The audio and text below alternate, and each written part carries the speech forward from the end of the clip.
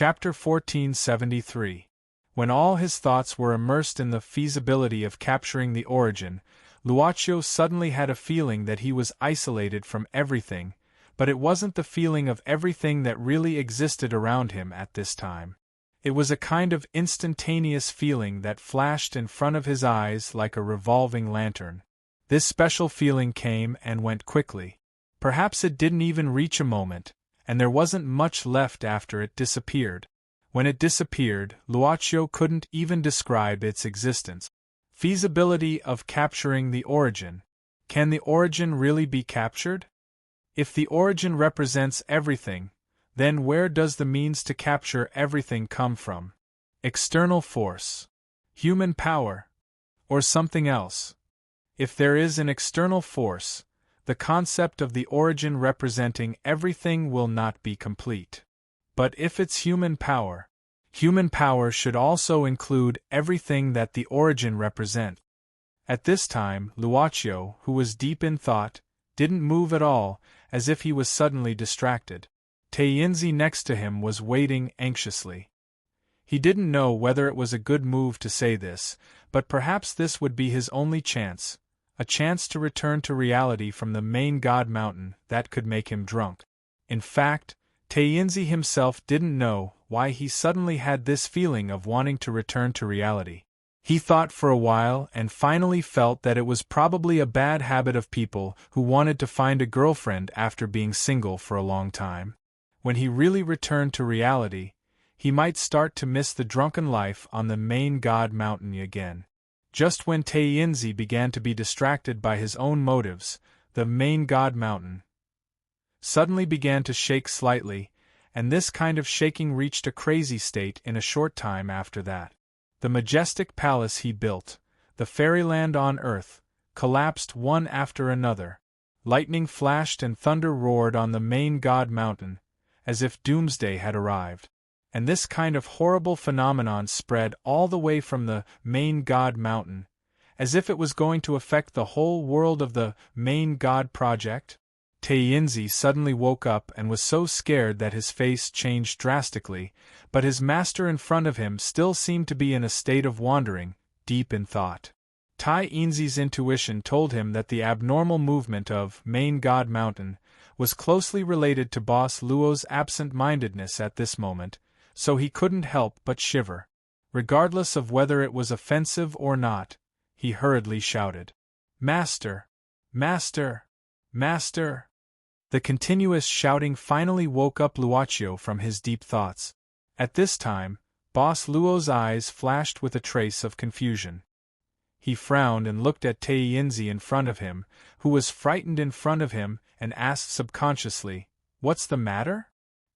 It stopped, finally. At this time, Teinzi seemed to be relieved at this time. He sat down and said with lingering fear, "Master, you don't know, but the main god mountain seemed like it was going to collapse just now." Luaccio looked around and saw that the main god mountain, which was built by Teinzi like a heavenly palace, was now ruined. He couldn't help but be silent for a moment. "This was caused by me when I was thinking?" Teinzi hesitated for a while, and finally nodded silently. Luaccio didn't say anything. He just looked down at the scroll that Teinzi handed over. But this time, the phenomenon didn't happen again. He thought for a while and said, "About the things that will suddenly appear in your mind, try your best to record it. Give it to me every once in a while." Teinzi quickly nodded. Luaccio said indifferently, "If you think it's enough, just call me directly. Next time, don't play any trick." "I understand," Boss Luo thought for a while, and then directly snapped his fingers. Everything in the main god mountain began to automatically recover after that, as if time was flowing backward. Teinzi's eyes widened at the magnificent scene. He didn't even realize that his HP bar was recovering rapidly, until everything returned to normal, as if nothing had happened. "Master." He finally realized that his injuries were healed and couldn't help but feel uneasy. Luaccio said indifferently, "This is to compensate for your loss. But this time, you used some tricks to lure me in and played some tricks. I don't like it. I know I'm wrong. Tainzi suddenly broke out in cold sweat. This master actually rarely said that he didn't like it. It didn't even appear in his memory. This was the first time. Luoqiu shook his head. Zhao Lu and Qin Mingming's business in the second passage didn't violate any rules. Logically speaking, you're only responsible for the reincarnation of players who entered through the passage in the modern world. The players in the second passage didn't have to go through you, and Zhao Lu and Qin Mingming could go through them. They've already given you a portion of their original profit. Consider it as taking care of a senior like you. Don't be greedy. I know. I'm too greedy. Please forgive me, master.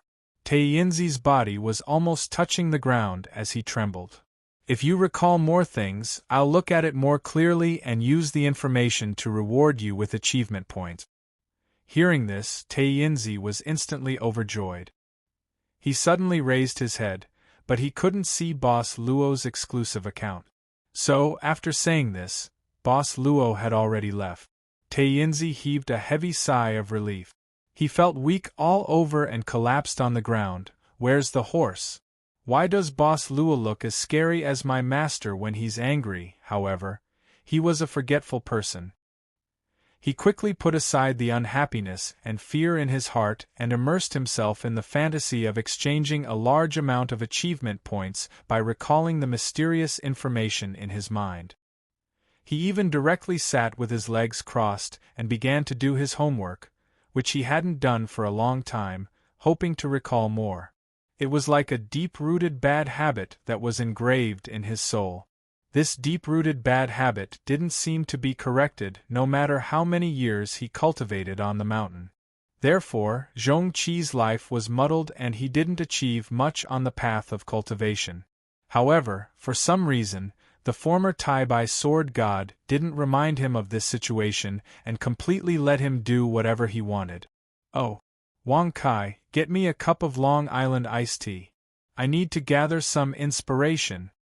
However, after meditating for less than 2 minutes, Tainzi picked his nose and directly ordered the slaves. He would realize his dream one day, probably.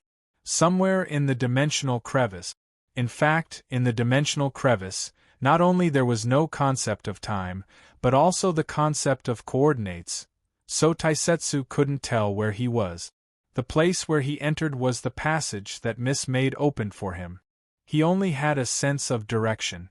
Now, he was a little far from this direction.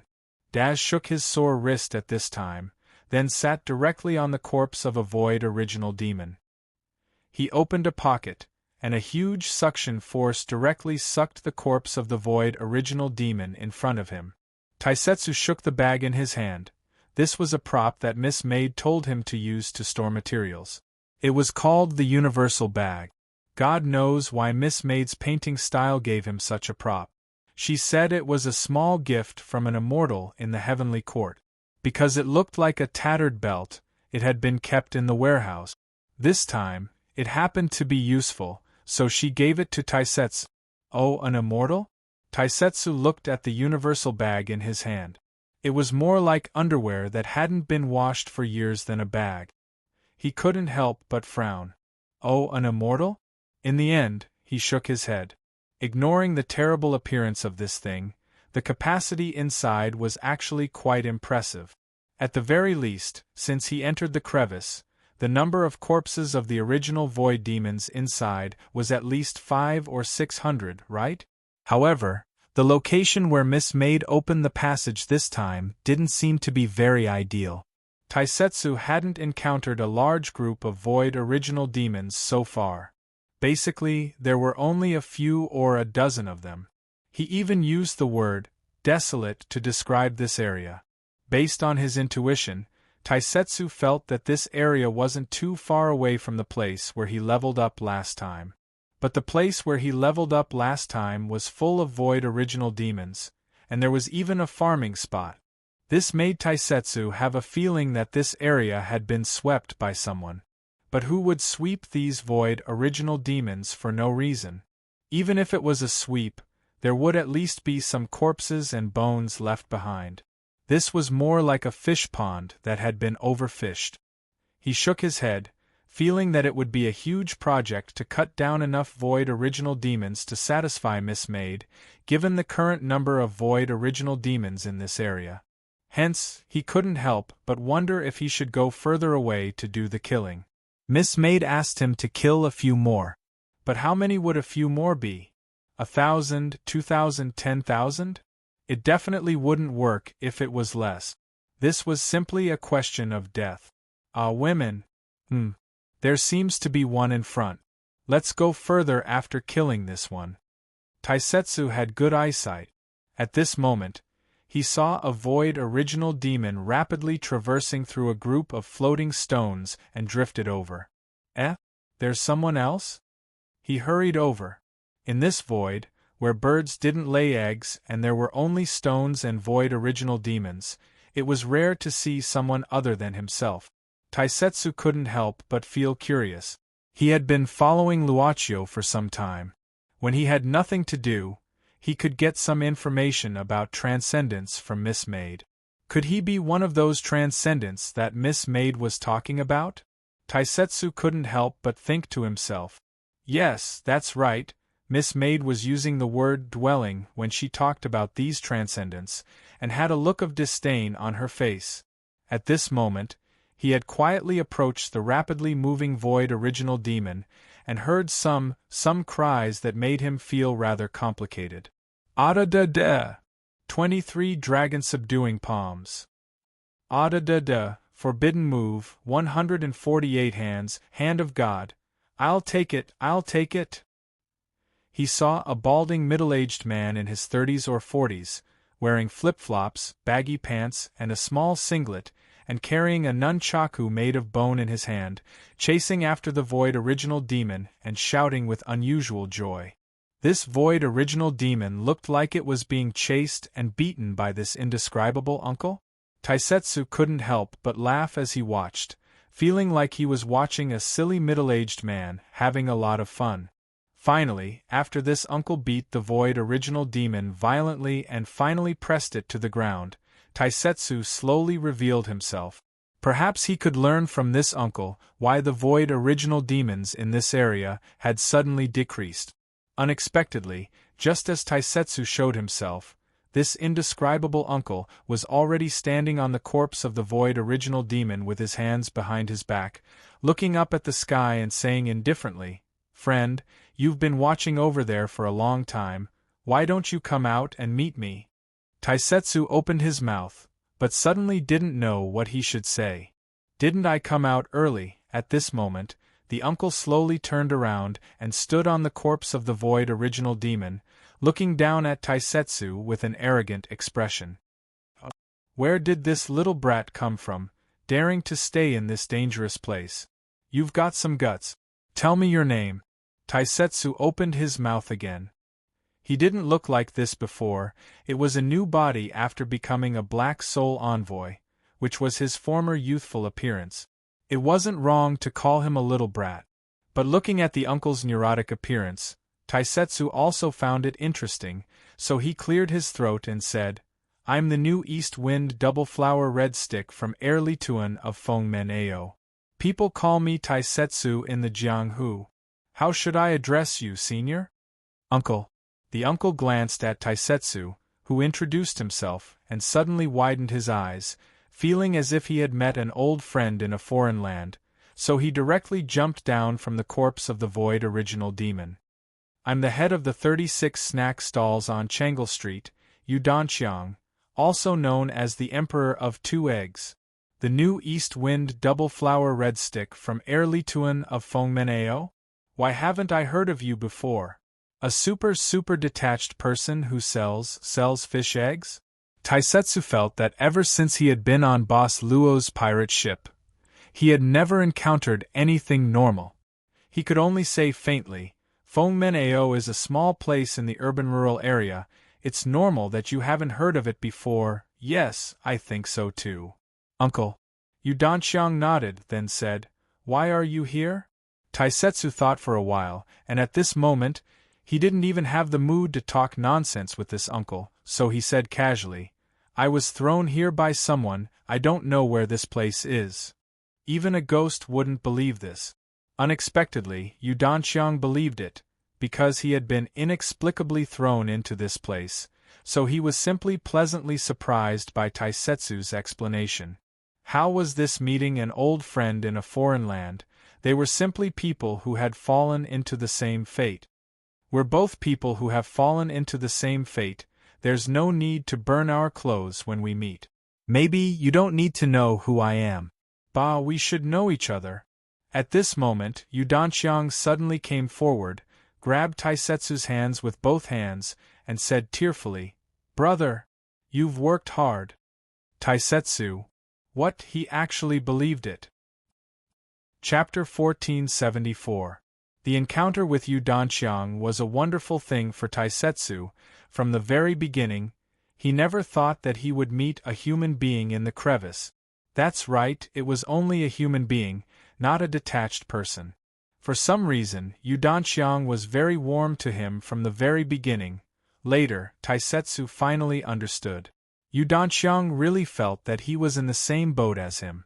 After hearing about Yu Danxiang's experience, he easily believed that he was thrown into the crevice and got an explanation. Because such a bizarre thing had really happened to Yu Danxiang. Well, Senior Chief Ladybird, although Taisetsu sympathized with Yu Danxiang's experience, he didn't say anything to comfort him, because in Taisetsu's view, Yu Danxiang's experience could actually be described as a fortuitous encounter. At least, before being involved in the crevice, Yu Danxiang was just a street seller selling fish balls. But now, although his image wasn't very good, he could really chase after a void original demon and beat it up violently. How could an ordinary person do this? Bro, just call me Brother Chang. Yu Danxiang laughed at this time. Do you have anything to say or ask? You just came here and are unfamiliar with life, so you must be very worried, right? Although he was already a Black Soul Envoy, and had experienced 10 years of imprisonment before becoming a Black Soul Envoy, Taisetsu used to be in the Jianghu. Some of the Jianghu aura would always follow him after he was infected. Brother Chang. Taisetsu thought that he had nothing to do now, and at the same time, he felt that Yu Danxiang's experience was really interesting. This person was also interesting, so there was no harm in getting to know him, so he directly asked, Brother Chang, are you familiar with this place? It's all right. Yu Danxiang said casually. I was completely dumbfounded at first, but then I got lucky and met Master Musashi, who taught me quite a few things. How is it? You saw how I beat up the Void Origin Demon just now, right? Oh, we call this kind of monster the Void Original Devil.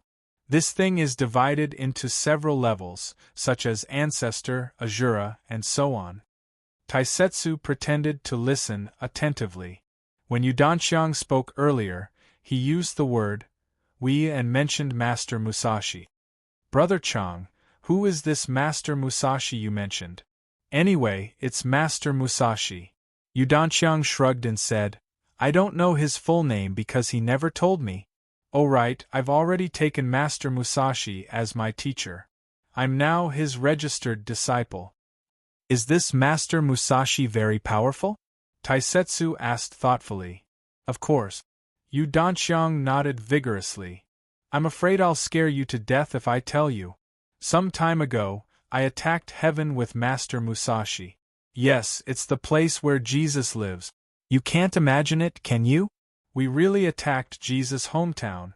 And then? Yu Danxiang cleared his throat and said, What else could it be? In the end, it was left unsettled, right? Master Musashi lost quite a few people on his side. As for heaven, a lot of it was destroyed. Anyway, it's just like that. In the end, no one gets any benefits from a fight between two gangs, and in the end, it's bound to be a fight between two gangs.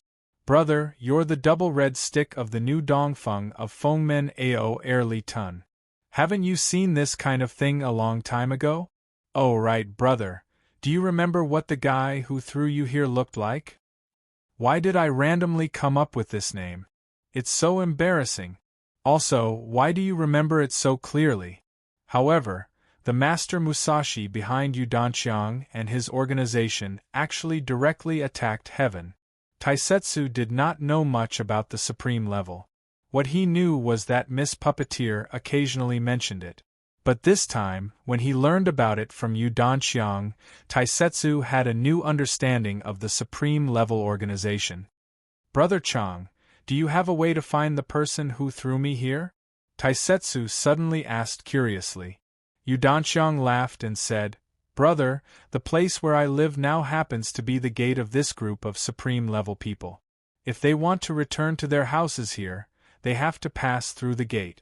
I've seen some of them from afar. Can you describe them to me? Maybe I've seen them before. Although it's impossible to go back, at least I can ask for some information, right? Why is it impossible to go back? According to the current settings, Daz directly showed an anxious look at this time.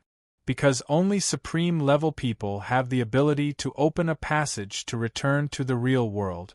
Yu Danxiang sighed and said, You don't know how many worlds this gap is. So, if it wasn't for the guy who threw you here, it would be very difficult for outsiders to know which world you came from. I think, if I know who did this to you, I might be able to pull some strings for you and send you back to where you came from. Taisetsu looked at Yu Danxiang in surprise. He did not expect this strange uncle to be so righteous. He immediately had a good impression of Yu Danxiang. After some thought, he asked, Brother Chang, if there's a way to go back, what about you? Yu Danxiang shook his head and said, I'm not interested in going back for now. Actually, I thought about leaving this place at first, but then I thought about it. What would I do if I went back? After I go back, will I continue to be the boss of the snack street? Go back to living a gloomy life without a girlfriend? Go back to selling fish balls outside the nightclub and watch people throw wads of cash inside while I don't even deserve a glance from Miss Wu? Brother Taisetsu, I'm already in my 30s, but I haven't accomplished anything yet. Now that I have such a great opportunity, do you think I'll give it up? I don't want to be a good-for-nothing anymore. Yu Danxiang stared into the void in silence. Taisetsu was very familiar with that look on his face. Many, many years ago, he had been at a loss as well. He had accomplished nothing and had no strong points. He had been hanging around since he was little. He had a few buddies, but most of them were at the same level. None of them despised each other, but none of them could help each other. His poor buddies were happiest when they ate skewers and drank beer at the food stall and flirted with the girls who sold beer. Life went on like this for the rest of his life. He had no dreams. Brother Chang, life isn't as bad as you think. At least you have family, Taisetsu said in a low voice. Yu Danxiang turned around and gave Taisetsu a sad and pathetic look. I don't have any family. They're all dead. Well, Taisetsu didn't know what to say. Why? Why is it that some people are born with a silver spoon in their mouths, while I'm born with nothing? Why? Why is it that some people can win 5 million in a lottery, while I can't even win 5 yuan in a lottery? Why? Why is it that I'm bald at such a young age when I'm so handsome, while you guys have so much hair? Why? Yu Danxiang suddenly became more and more agitated. Maybe it was because he had accumulated too much pressure in this place? Taisetsu subconsciously brushed his bangs and comforted him. Brother Chang, you've learned martial arts here. You've become stronger. Yu Danxiang looked up to the sky and roared. Yes, I've become stronger. But I'm not strong enough. I want to become stronger. I want to be the most handsome guy in the whole village. No, I want to be the most handsome guy in the whole city. I want the whole world to be filled with my fish balls. So, how much do you like to sell fish balls? Taisetsu secretly shook his head, but found an excuse. Brother Chang, you'll be fine. Didn't you say you have a master called Master Musashi? And this master and his companions are very powerful. They can even fight their way to heaven, so you'll definitely succeed. Of course. Yu Danxiang said seriously. Brother, you weren't there at that time, so you don't know, but I saw it with my own eyes. my master and his companions, with a series of crackling sounds, a large number of angels fell down. Have you ever seen an angel with wings on the back that can fly? I purposely took a look, but there's no such thing under the angel's body. No. Taisetsu shook his head. In that case, can I trouble you to introduce this Master Musashi to me? If possible, I really want to find my way back. Well, there's someone waiting for me to go back. Someone is waiting for me to go back. It's like a curse. Yudanqiang suddenly looked at Taisetsu silently, then patted him on the shoulder. You're really enviable. I used to be. Forget it, brother, come with me. I'm almost going back. Come, sit on my mount. Mount. Taisetsu couldn't help being startled. Yudanqiang nodded, then took out a very unique flute. It looked a little like an ocarina, but seemed to be made of bones. Yudanqiang, who had taken out the strange flute, blew it directly into his mouth. Strangely, the flute didn't make any sound after it was blown. Only a strange wave was emitted from the holes of the flute. Not long after, a black shadow appeared above the two. Taisetsu looked up and saw a void original demon that looked like a giant ant. The void original demon's neck and limbs had a rein and saddle added crudely. Its sharp mouth was also covered with a mask. It's called Xiao Chang. Yudanqiang said casually. Actually, I don't know what it's called. They were a pair, but after I accidentally killed the female one, the male one kept chasing me. This flute is made of its wife's bones. No matter where I am, it will come when I blow it. It's very convenient. It's quite convenient.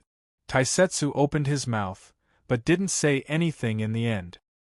He just followed Yudanqiang and sat on the back of the strange void original demon. Come to think of it, he had killed at least 18,000 void original demons, but it was the first time he saw a pair. Perhaps it was as Yudanqiang said, that he and Xiao Chang did have a grudge against each other for killing his wife. Just as they sat on the saddle, the void original demon began to struggle wildly. Yudanqiang directly tightened the reins, and then kept knocking on the reins around Xiao Chang's neck. It wasn't some kind of beast-taming technique, but simply a violent way to control the void original demon to move forward. Bro, if you're tired, just take a nap. We'll be there soon. Yudanqiang said politely. I'll be the host today, but this place is so godforsaken that I can't find anything delicious. But last time when I attacked heaven, I secretly stole a few bottles of fruit wine. I've been reluctant to drink it. It's rare to meet you, bro. Let's have a good drink later. Perhaps Yudanqiang's enthusiasm made Taisetsu a little uncomfortable. He was silent for a while, and then slowly said, Bro Chang, aren't you afraid that I'm not a good person? Yudanqiang stared blankly, and then violently knocked on Xiao Chang's head, and said carelessly, Of course I don't know if you're a good person, but I'm not a good person either. Besides, I've lived here for a while, and I've seen those guys, each more ferocious than the other. There's one guy, I can smell a disgusting bloody smell from afar. I think this guy must have killed a lot of people. And the guy who brought me here directly swallowed a whole street of people in front of me. I saw it with my own eyes. So you said you're not a good person. Let me ask you, how many people have you killed? If you don't kill 81,000 people, do you have the nerve to say you're a bad person? Taisetsu could only shake his head with a bitter smile. Saying this, Fishball Chang suddenly smiled and said, Brother, that's why I believe you when you say you're a double-flower red stick. Because I can see a hint of Jianghu in your eyes. You can't fool me. So I don't care if you say you're not a good person. I don't know why you want to ask. I can only tell you, which person in the underworld doesn't have one or two soft spots in their heart. If the human heart is made of meat, it's only one or two soft spots. If you lose one or two soft spots, your eyes won't be as clear as yours. Bro, I'm not afraid you'll laugh at me. Although I've been muddle-headed for the past 30 years, I've never been bad at judging people. So I think you're a good person, and you must have a good spot. This is enough for me to open a bottle of wine for you. It's just a pity that I don't have fish balls. Alas, my skill of cooking fish balls is my specialty. So, how much do you like cooking fish balls? But, for some reason, his good impression of Yu Danxiang was increasing little by little. Maybe Yu Danxiang was right, and the taste of the underworld in him was always there. Yu Danxiang also had the taste of the underworld in him. So we're probably birds of a feather. Taisetsu suddenly smiled, and felt that the work this time didn't seem so boring. Chapter 1475. The flying ant-like mount, Xiao Xiaoqiang, was finally stopped by Yu Danxiang. Taisetsu looked down and saw a palace floating in the void. Yu Danxiang said that this was the Eternal Night Palace, the gateway to the Void's Paradise Lost. The Void's Paradise Lost was the place where a group of people who claimed to be transcendents lived. Taisetsu didn't expect that he would be able to find the nest of the transcendents while searching for materials in the dimensional crevice. He was a little nervous, but he wasn't afraid. For some reason, the Zhanlu sword, which was in the shape of a key, suddenly trembled. Taisetsu reached out and grasped it, but the Zhanlu sword didn't move after that, and no useful information was transmitted. At least, it wasn't a warning of danger, but Taisetsu couldn't help but be more cautious. Then, he secretly hid the Qianquan bag given by Miss Maid and the Zhanlu sword in his clothes. Taisetsu thought for a while and finally adjusted the state of his Black Soul Envoy body. According to Miss Maid, high-grade materials were used to transform this body. If Taisetsu could develop the Black Soul Envoy body to a certain extent, not only would he be able to freely transform between virtual and real, but he would also be able to imitate a real human's body to a degree that was infinitely close to 100%. It was said that the Black Soul Envoys who were still alive and on vacation could reach this level. Therefore, during their vacation, they temporarily sealed their memories and were no different from real humans. Taisetsu hadn't been a Black Soul Envoy for a long time, but he had successfully reached this level not long ago. Although he hadn't reached the peak of perfection, he wasn't too far away. 96%? 97% or something like that. Anyway, Taisetsu wasn't an extreme perfectionist. Most of the time, he could even be described as Mr. Almost Perfect, as long as he felt that it was about the same. 96%, 97%, and 99% and so on, were they really about the same? With Yu Danxiang's current abilities, he naturally didn't notice the change in Taisetsu's current state. He probably only felt that this person who had fallen from grace at the end of the world seemed to suddenly feel a sense of security, but this was clearly a good thing. "Brother, do you see that place?" Yu Danxiang pointed down. "That's where I live." Yu Danxiang pointed at the Eternal Night Palace. There was an extremely simple and shabby hut in the corner of the plaza outside the palace. Upon closer inspection, one would discover that this hut was simply built with crushed stones. "Brother Chang, you don't live inside?" At this moment, Yu Danxiang's expression looked like he was about to collapse. "The air outside is better and the view is wider. There's also a 360-degree invincible terrace. The wind is cool and the water is cold." How could there be wind and water in the crevice of this dimension? But Taisetsu didn't expose him at this moment. He happily followed Yu Danxiang into the stone hut in the corner of the plaza. What was more miraculous was that Xiao Xiaoqiang, who had a grudge against Yu Danxiang for killing his wife, didn't chase after Yu Danxiang after he landed on the plaza. He only hovered above the plaza for a moment before flying away unhurriedly, as if he was unwilling to give up. Don't be fooled by the thickness of the plaza's floor. It's really evil. Yu Danxiang stomped on the floor twice. "Let me tell you, once these void original demons touch the floor, they'll immediately be swallowed up without leaving any bones behind." Just as Yu Danxiang finished speaking, Taisetsu also happened to step onto the plaza's floor. His body trembled slightly, as if he had received some kind of shock. The Black Soul Envoy's body seemed to have become unstable due to this shock, but this instability soon stopped. It didn't disappear, but after the body had adapted to this shock, it could no longer affect the stability of the Black Soul body. But, this thing seemed to be able to affect the stability of the Black Soul body? The floor swallowing the void original demon's body, affecting the stability of the Black Soul body. Taisetsu couldn't help but sink into contemplation. Brother, let's go, don't just stand there. At this moment, Yudanqiang turned his head and suddenly asked nervously, Don't tell me you're looking down on me? There. Taisetsu hurriedly shook his head. It's just that this is the first time I've seen such a scene, so I'm a little stunned. I don't know what to say.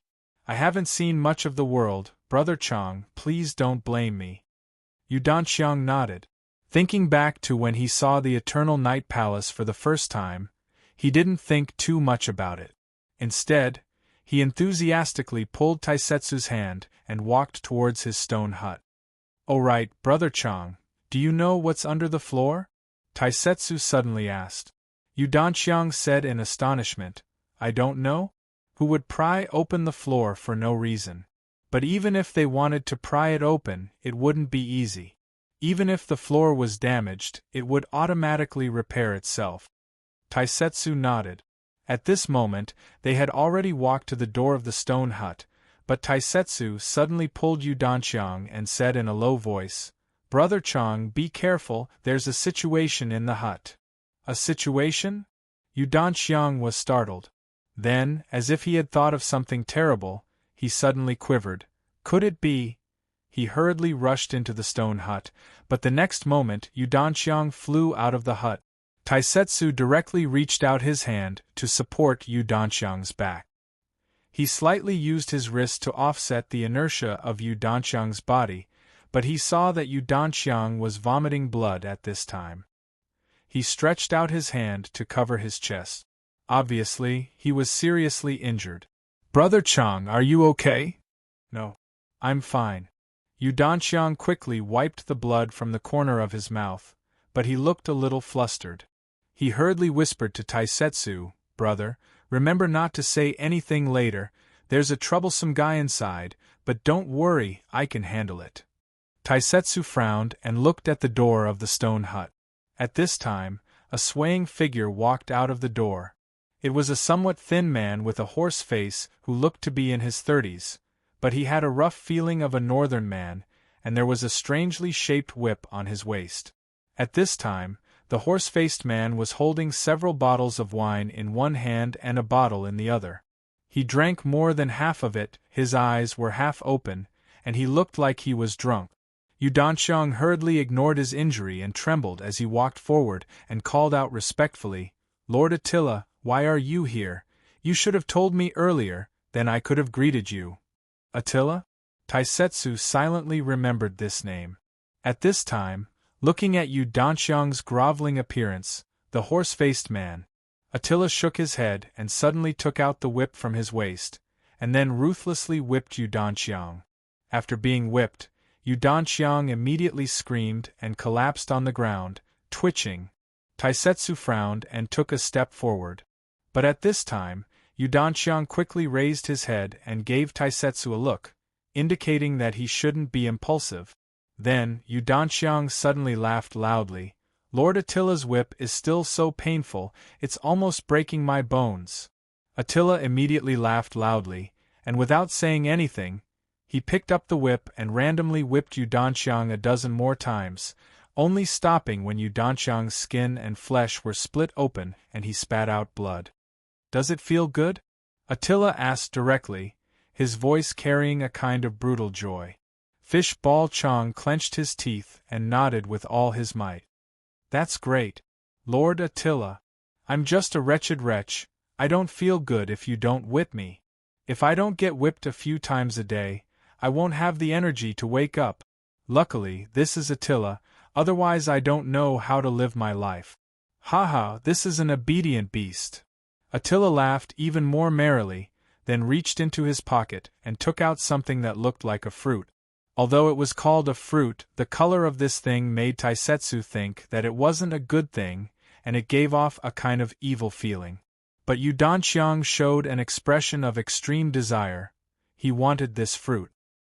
He hurriedly walked in front of Attila, and showed an even more humble smile.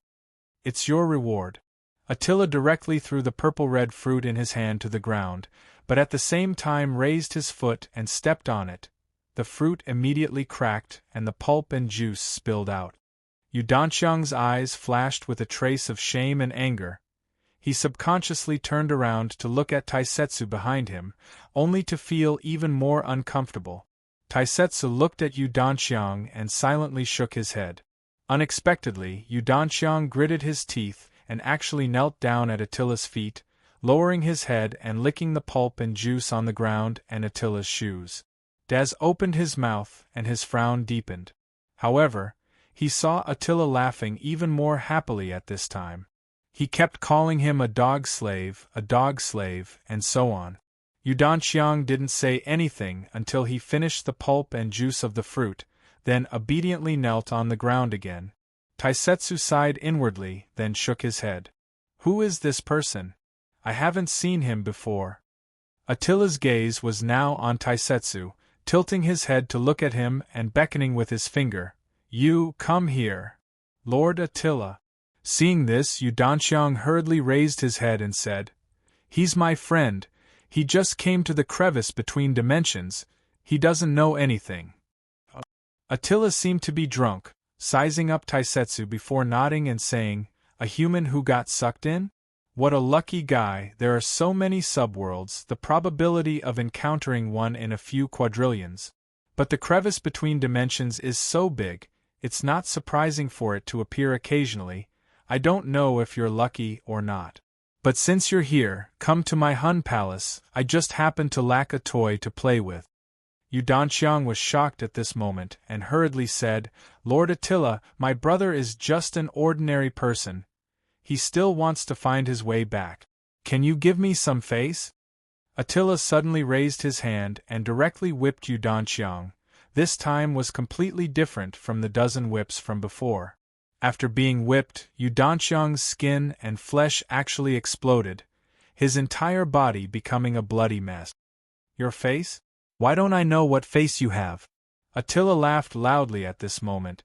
Interesting, a dog slave like you actually wants me to give you face in front of me, how interesting.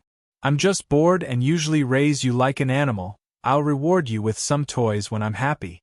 "Do you really think that I see you as a human?" Yu Danxiang said with a trembling voice. "Lord Attila is right, I'm nothing. I'm just a dog. But Lord Attila, my friend doesn't know anything, it's definitely not fun.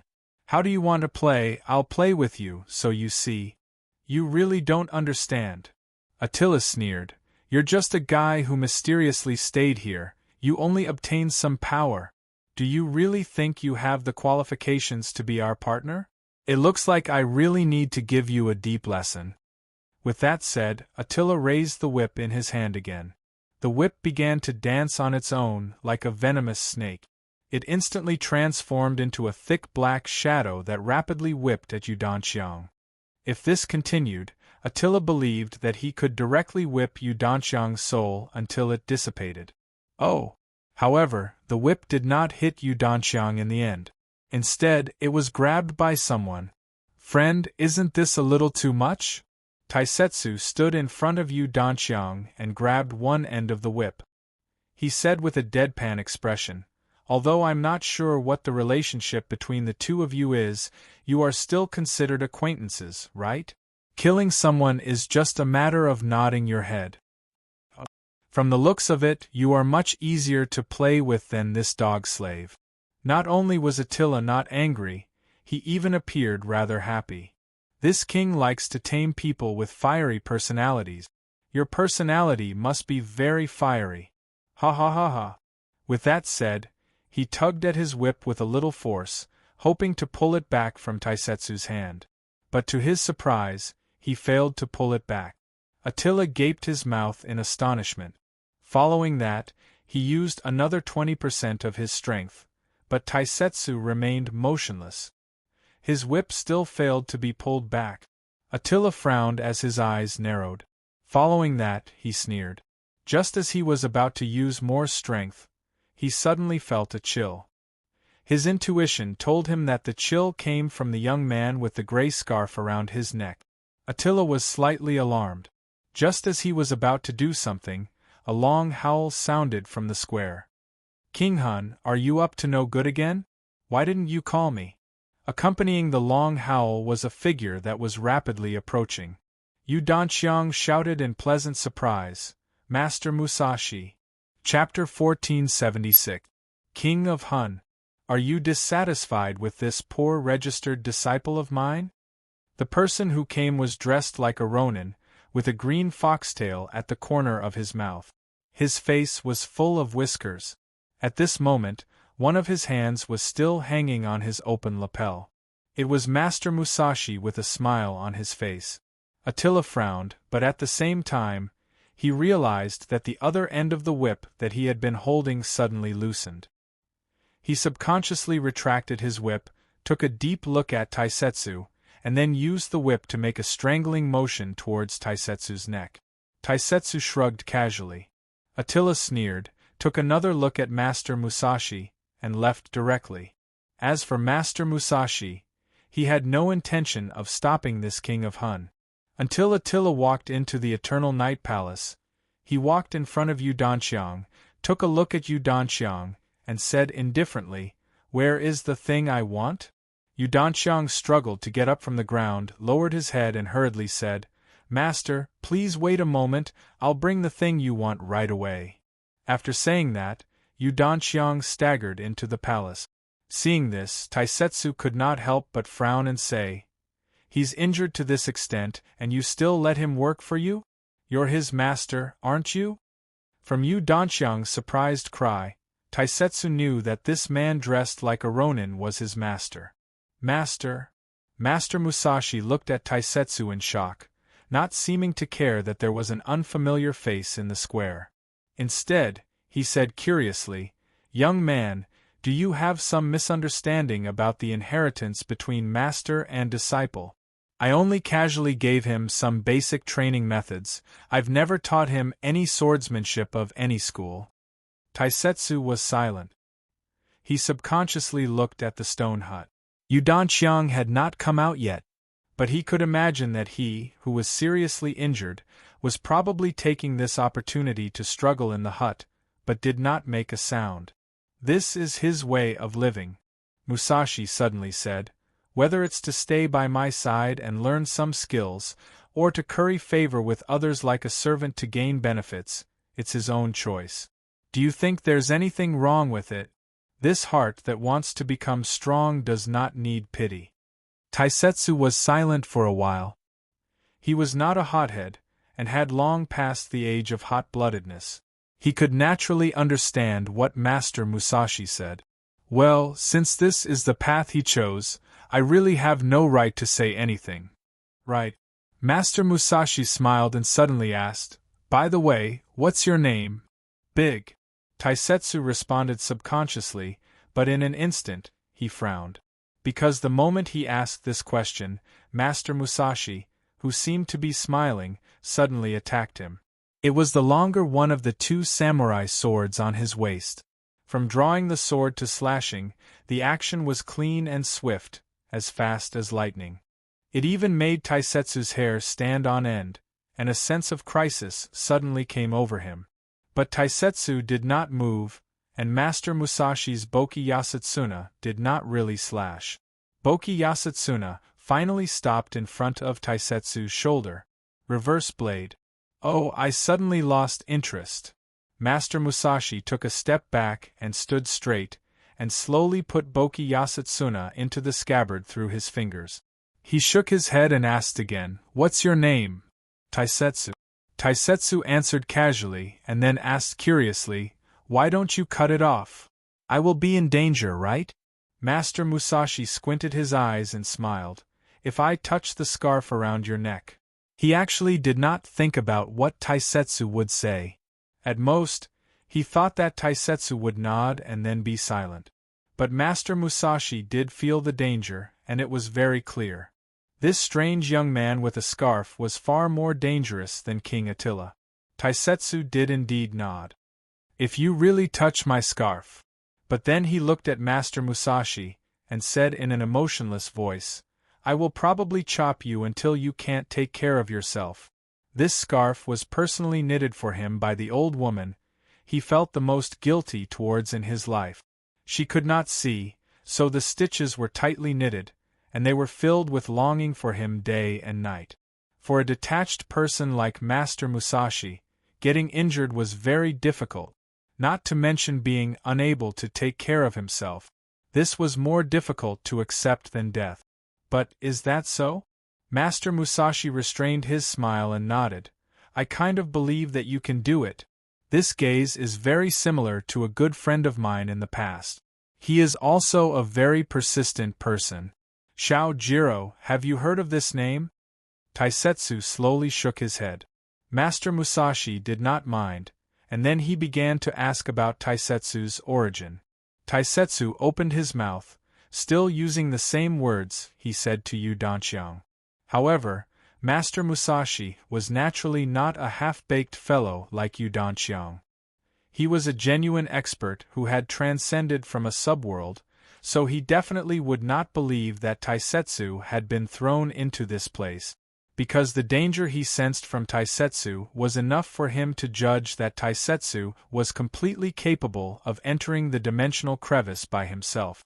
In fact, there was no concept of time in the dimensional crevice. Otherwise, there would be experts who successfully transcended from their original subworlds and entered the dimensional crevice every day, and there would be more than 1 or 2 subworlds that were as numerous as rivers and sand. Each subworld had a different time and civilization, and with such a huge base, such experts would be born all the time, not every day. It was just that most of these experts would die in the mouths of the original void demon as soon as they entered the dimensional crevice, becoming its food to strengthen itself. It was very difficult to break through the shackles of the original subworld, and the experts must have paid a huge price to successfully break through the walls of the subworld. There were many of them, and they were already on the verge of death when they arrived at the dimensional crevice. How could the original void demon bear to let go of such delicious and powerless food? Therefore, there were very few who could truly survive in the dimensional crevice. Moreover, the dimensional crevice didn't have any boundary changes. Even the sovereigns of the Transcendence couldn't fully comprehend the vastness of the dimensional crevice. Therefore, it wasn't strange that some of the powerhouses who had broken through the barriers of the subworlds had never encountered each other before. Therefore, Musashi speculated that Taisetsu's words were nonsense. Taisetsu should be a newly ascended expert who had successfully survived, although it was still unknown which subworld he came from. Taisetsu, have you heard of the Transcendence Organization? Master Musashi asked rather enthusiastically. Heard of it, he must have heard of it. He had heard the servant girl ask if it counted with a look of disdain, but it was obviously not convenient to say this out loud. I'm not very sure. Taisetsu shook his head. Clearly, this kind of explanation was much nicer.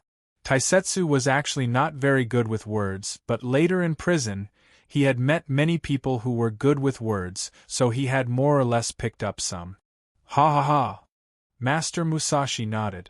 It was unknown whether he really believed it or just wanted to hear it casually, but he said directly, Taisetsu, I think after coming to the dimensional crevice, you should be able to understand that this place is not as beautiful as you imagine it to be. On the contrary, it is a wasteland, and there are dangers everywhere. You may have been an invincible expert in your original world, but after coming to this place, you have been beaten back to your original state. Do you feel at a loss? No. It was just that leveling up was a bit slow at the beginning, and then it was done with hacking and slashing. I didn't see anything dangerous in this place, did I? What about the void original demon? Wasn't it just a matter of a sword? So, Master Wu Chang took a step forward and said, the strength of a single person is limited, but the strength of 2 people, 3 people, or even more people is not the same.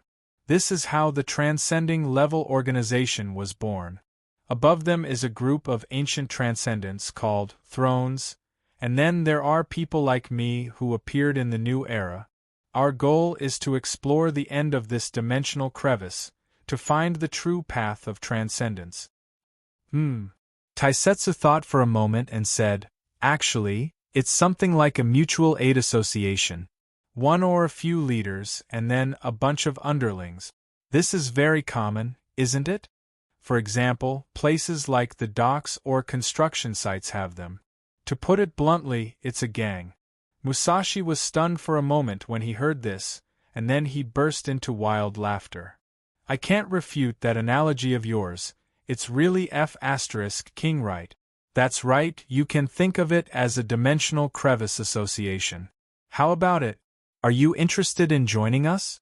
Taisetsu opened his mouth and asked hesitantly, so direct. Master Musashi shrugged and said, we're all people who broke the original rules of the world. Do you still care about the so-called moral rules of the past? So, have you thought it through? Taisetsu shook his head. I'm not willing. Ha ha, you're really direct. Master Musashi was not unhappy about being rejected. Instead, he appreciated it even more. It's okay to reject it now. When you've been with us for a long time and understand more, it won't be too late to agree. After all, there's no concept of time here. We don't have much, but time is the most. Then, okay. Taisetsu nodded. Then I'll understand more before making a decision. You're the one who told me to understand more. I didn't force you, let's go, I'll show you around the Eternal Night Palace. Master Musashi waved his hand at this time. Right, I forgot to tell you, I'm the guard of the Eternal Night Palace. You can treat me as a guard here. In addition, besides me, there's another guard in the Eternal Night Palace, a girl called Hidden Sword. If there's a chance, I'll introduce you to her. She's not here? Taisetsu couldn't help but ask curiously. Master Musashi said casually, she's in seclusion. The last time we fought with Heaven, that girl said she had a new understanding. When she came back, she locked herself up and even threw the job of guarding the gate to me. Recently, I've had no choice but to stay by the gate often. Just now, because I took a nap in front of the gate, I let some people wander around here.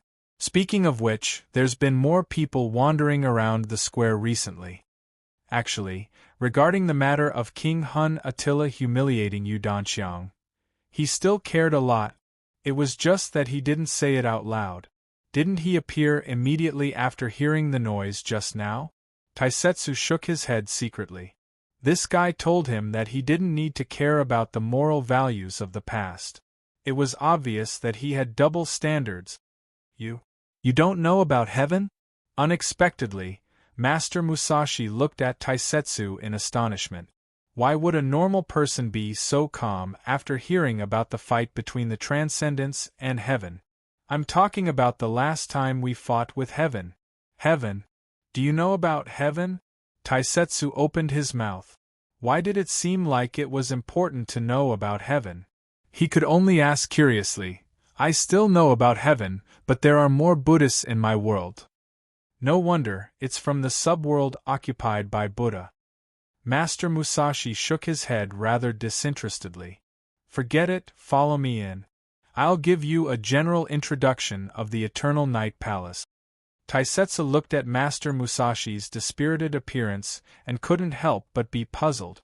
So, was it really that important to know about Heaven? Wait a minute. Seeing that Musashi couldn't wait to leave, Taisetsu couldn't help but call out hesitantly.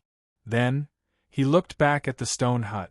It was a tactful reminder to Master Musashi that Yu Danxiang didn't seem to have come out yet. Oh, forget about him. It's not a very important matter anyway.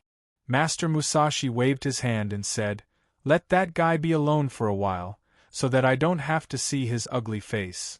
After saying that, Master Musashi took a step and moved forward dozens of meters. It was probably some kind of rapid movement technique. At this time, seeing that Master Musashi had gone far, Taisetsu had to shout towards the stone hut, "Brother Chang, I'll follow Master Musashi to take a look inside first. You can come and find us later?" "Okay."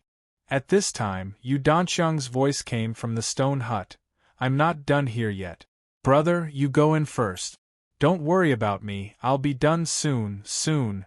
After hearing that, Taisetsu took another look at the door of the stone hut. Then, he shook his head and turned around to catch up with Master Musashi. He didn't know any rapid movement techniques, but he directly caught up with him with a kick of his legs. At the door of the stone hut, Yu Danxiang silently leaned against the door. Actually, if he moved a little, he could appear in the sight of Taisetsu and Master Musashi. But he didn't move at all. Soon. Yu Danxiang lowered his head and said bitterly, "Very soon." In fact, since he came to this place, he had never been qualified to enter the Eternal Night Palace. Even the stone hut in the square was built shamelessly. Very soon. He beat the stone behind him. Very soon. Chapter 1477. This part is basically filled with rooms, and the style is not much different from the one we saw before. Of course, if you are interested, you can go to the rooms one by one and take a closer look. I've said it before, there's nothing here except for time. Then I won't look. Taisetsu shook his head.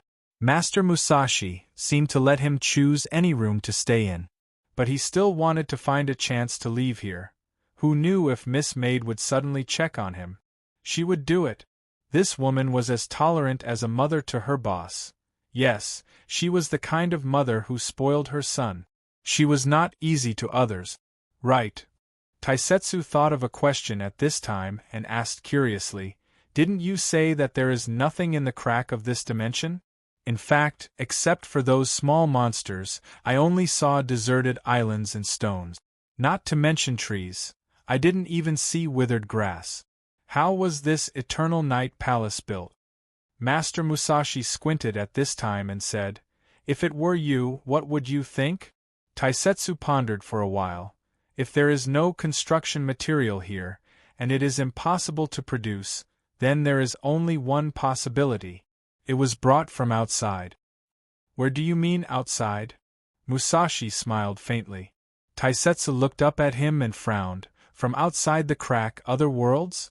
You want to say that you have mastered the way to return to the original world? Master Musashi laughed at this time. He was not too surprised by Taisetsu's insight. What a joke! If the intelligence of a genius was not the best, how could he break the limit of the original world and enter the crack of the dimension? Don't look at how strange the people in the transcending level organization were. That didn't stop them from following their hearts. Among these guys, none of them were easy to get along with. So Taisetsu's keenness at this time did not arouse Master Musashi's suspicion, or, if Taisetsu could not connect with it, he would think carefully about how lucky Taisetsu was to enter the crack of the dimension. Yes, we have mastered the way to return to the original world. Musashi nodded and said seriously, and not only the original world, but also most of the worlds. Some of the construction materials of the Eternal Night Palace were indeed brought back from different worlds and built slowly. Finally, it became what it is now. However, only members who join us can share this way of returning. Taisetsu smiled bitterly and said, "You are really sparing no effort to recruit people into your organization?" Musashi laughed and said, "Our organization has some systems. If we can recruit potential members, we will have some benefits. Although I don't care about these things, sometimes there are things that I want. But in fact, there are many things that only thrones can master." Thrones? Are there many thrones? Taisetsu could not help but ask. Musashi shrugged and said, "In fact, even I don't know how many thrones there are. Most of us don't know how many thrones there are. Currently, we know that there are 5 who are more active. But if you want to know who they are, you have to join us first." Taisetsu shrugged, indicating that he did not want to continue asking. Musashi did not mind. He picked up the wine bottle hanging on his waist and took a sip. After that, he passed it to Taisetsu. Daz was not polite. He picked up the gourd and took a sip. He touched his lower lip and suddenly asked, "By the way, you just mentioned that the Eternal Night Palace was built into the current state after you brought some materials one after another. That is to say, the Eternal Night Palace was not originally like this? Perhaps it has existed since long ago?" "Yes." Musashi nodded. "You listen carefully. That's right. Strictly speaking, the Eternal Night Palace was not built by us. It seems to have existed since the beginning.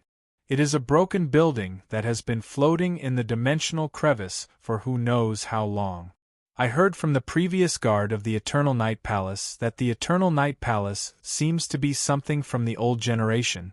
Perhaps it is a palace left behind by a super strong person from the old generation." "Old generation, new generation?" Musashi said. "There was a very tragic incident in the dimensional crevice. I heard that in this incident most of the super strong people were defeated and killed. There were not many left. Our thrones are said to have survived from that era. Later on, the organization of the Transcendence was gradually developed. Speaking of which," Musashi muttered, "speaking of which, I once had a guess. That is, since this Eternal Night Palace is a product of the old era, then in the old era, the crevice between dimensions wasn't as barren as it is now. At the very least, there were still some usable materials. But this guess is really hard to prove." Taisetsu asked curiously, "Didn't you say that those thrones were left behind by the old generation? Won't we know if we ask them?" Musashi shrugged and said, "I am not part of the thrones. I am just a casual person in the organization. I only have this name. Other than the standard method to return to the original world, I don't enjoy any benefits. Of course, I don't have to perform any duties. The thrones, naturally, wouldn't tell me too much. After all, in the Transcendence organization, if a member wants to know or obtain something from the thrones, they have to make contributions in exchange." Taisetsu said, "So you became the guard of the Eternal Night Palace, and even wanted to recruit new members because you wanted to get something from the thrones." Musashi did not mind and said, "After all, it has been a long time. There will always be some needs. But I have already rejected them from the start. Naturally, I can't bring myself to do it now. So I can only do things with twice the effort for half the result." Taisetsu could not help but smile. This Master Musashi's character was actually very much to his liking. As they talked, the two came before a huge door. Musashi casually opened the door. After the door was opened, the room inside was actually like a round arena. Daz was surprised to find that under this round arena, there were a large number of void original demons placed densely at this time. These void original demons were like insects at this time, piling on each other. Of course, there were also some that bit each other. A feeling that made one's hair go numb followed. He was not afraid of these original void demons, but he just felt that such a scene was very disgusting. However, these primordial void demons looked very small, far from the size of the primordial void demons he had slashed before. They seemed to have shrunk. "These are the leftovers from the last time we fought with heaven. Thinking that it would be troublesome to let them out, we kept them here. Let's see if these guys can evolve into a stronger original void ancestor after they eat each other." Musashi said indifferently, "The arena below has its own compression technology. It should have been originally owned by the Eternal Night Palace. Do you see the passage below? As long as you go through the passage and enter the arena, your body will be shrunk 100 times or even several times." Taisetsu could not help but take a few more glances. Looking at the densely packed original void demons in the arena below, there were at least tens of thousands of them. The thing that Miss Maid asked for seemed to be settled. "Can I go down and have a look?" Taisetsu could not help but ask. Musashi was slightly surprised at this moment. "You are really strange. You don't look like a guy who likes to fight. Why do I feel that your eyes suddenly lit up when you saw these original void demons?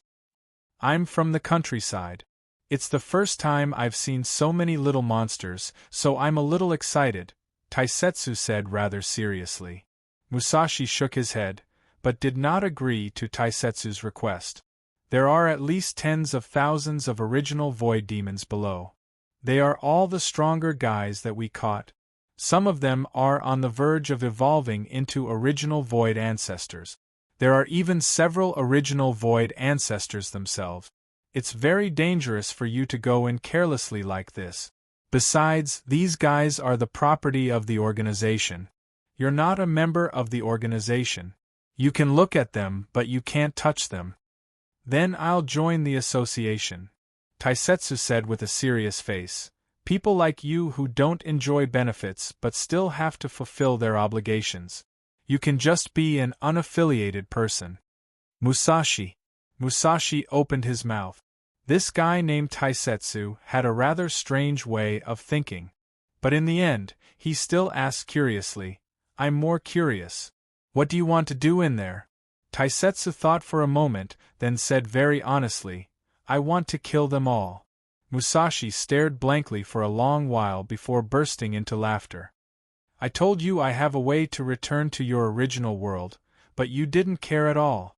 Now, you're saying you want to join us just to kill all of them.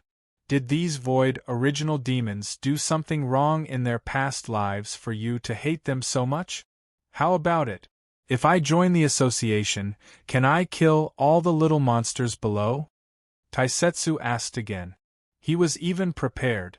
If Musashi didn't agree, he would find a chance to sneak in here, kill all these original void demons, stuff them into his Chienkuen bag, and then slip away.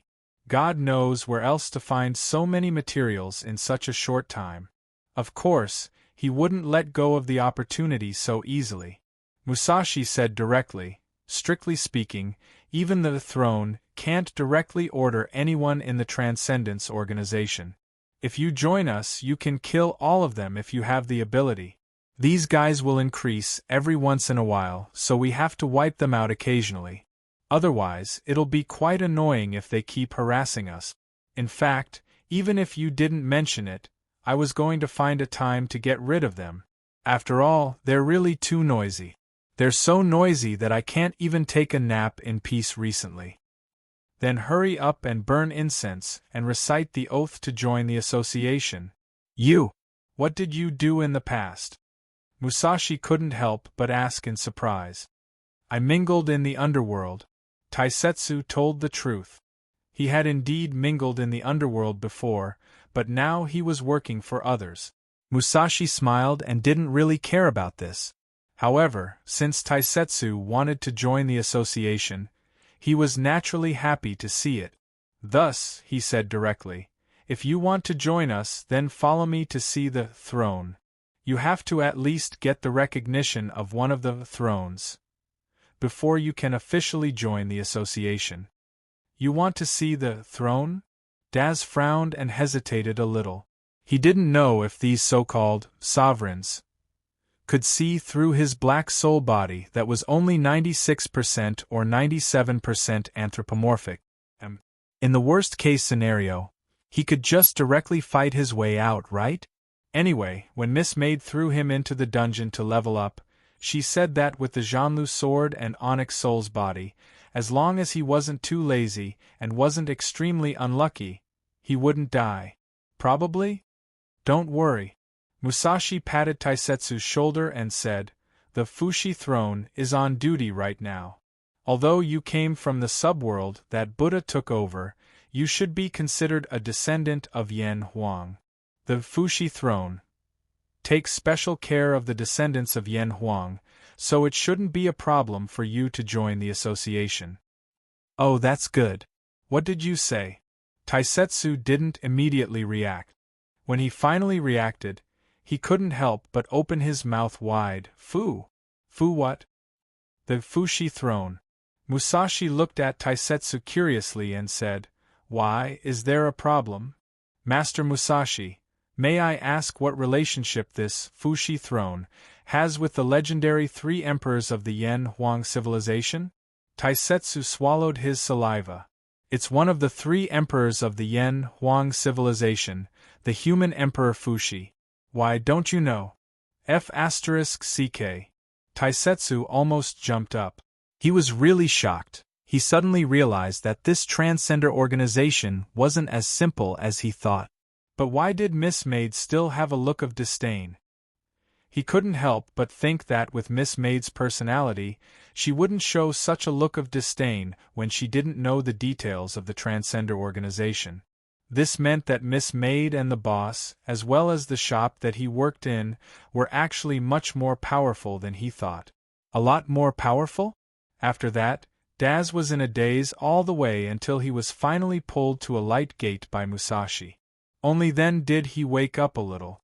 At this time, Musashi took out a token in front of the light door and seemed to say something to the token. After that, the token flashed a few times and Musashi turned back to Taisetsu and nodded, saying, "All right, the Fuxi throne said that he can see you, but you have to go to the throne room alone. Okay, I'll send you here. The passage has been opened. You can go directly to the throne room after entering the light door." Taisetsu, what's wrong? I suddenly feel a little nervous. The human Emperor Fuxi, the legendary ancient race of the Yan Huang, he actually had to see him? Speaking of which, I originally came in to get materials for Miss Maid? What the hell? Chapter 1478.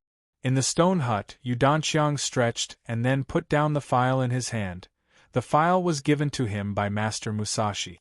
It had only one purpose, and that was to smooth out the horns he broke off from some original demons of the void. Master Musashi usually liked to use the horns of the original demons of the void to carve some trinkets, and each time he would carve the appearance of the same girl. He said that the girl was his cousin, but in the end, she married one of his good brothers. In any case, Yudanqiang's task was to smooth out the horns of the original demons of the void that he usually hunted down and turn them into neat raw materials. Yudanqiang had always been very conscientious in completing this task. This was one of the ways he could gain Master Musashi's favor, just like how he could gain benefits from King of Hun by lowering his head to curry favor and even giving up his dignity. There was nothing different about it. Although handling these horns of the original demons of the void was obviously much more comfortable, there was essentially nothing different about it. The things that both parties could gain from King of Hun were far better than the occasional guidance or two from Master Musashi. For example, the fruit that he had just eaten that had been thrown to the ground by King of Hun and cracked under his feet. Yudanqiang had actually eaten this fruit several times before, and every time he ate it, his body would be strengthened to a certain extent. This was much more effective than some of the training methods that Master Musashi had taught him. Because he had just eaten that fruit, Yudanqiang's injuries were actually healing rapidly. Now, most of the wounds on his body had already healed, and the pain had also decreased to an acceptable level. Of course, Yudanqiang didn't give up on the training methods that Master Musashi had taught him. Just like earning money, earning $1 was still earning a few $100s in one go was also earning. The fruit was a one-time thing, but the training was long-term, and they would eventually be even. At this moment, Yudanqiang heard some commotion coming from outside the stone hut, and then the curtain made from the skin of the original demons was suddenly lifted open. Yudanqiang subconsciously turned his head and said, "Master Musashi, you're here. The thing you want is mine. Lord Attila?" The person who walked into the stone hut wasn't Musashi, but King of Hun, Attila, who had left without a word. Attila was expressionless as he walked straight in. Yudanqiang trembled and hurriedly stood up, but when he faced with King of Hun's approach, his legs couldn't help but tremble, and he subconsciously took a few steps back. "Why, dog slave, after seeing this king, aren't you very happy?" King of Hun sneered. "Don't you want this king's reward?" I'm not." Yudanqiang composed himself, and then revealed a fawning smile. "I was too happy to see you, so I spoke incoherently." "King Attila, May I know why you're looking for me? Do you want wine? But I really don't have any wine here. You've already taken all the wine I stole from heaven. Smack! The sound of a whip striking. Yu Danxiang directly fell to the ground, and the wound that had just healed opened again. King of Hun said coldly, "What did you say? You actually said this king took your things?" No. No, it's me, it's the things I contributed to the king. Yu Danxiang endured the pain, got up, and smiled apologetically. I'm useless. If I knew that the king would like it, I would have stolen more from you last time. I'm useless. Smack, smack, smack, smack. Dog slave, trash, trash, trash, trash, trash. Ha ha ha ha. Shout, continue shouting. This king is happy, so I'll continue to reward you, trash. King of Hun's cruel laughter could be heard as he whipped Yu Danxiang wildly. I'm a dog slave, I'm trash. Ha ha, I'm trash. Yu Danxiang was crying and laughing at the same time, as if he had gone crazy. I'm really trash. King, you're right, you're absolutely right, ha ha ha ha. King of Hun kept whipping Yu Danxiang for a while, and then took back the long whip. He seemed to be satisfied, and suddenly shouted coldly, "Slave, stand up." Yu Danxiang didn't have the strength to speak at this time. It took him a lot of time to stand up, and now he looked like a person stained with blood. King! Are you comfortable now? This time the reward, what a greedy guy.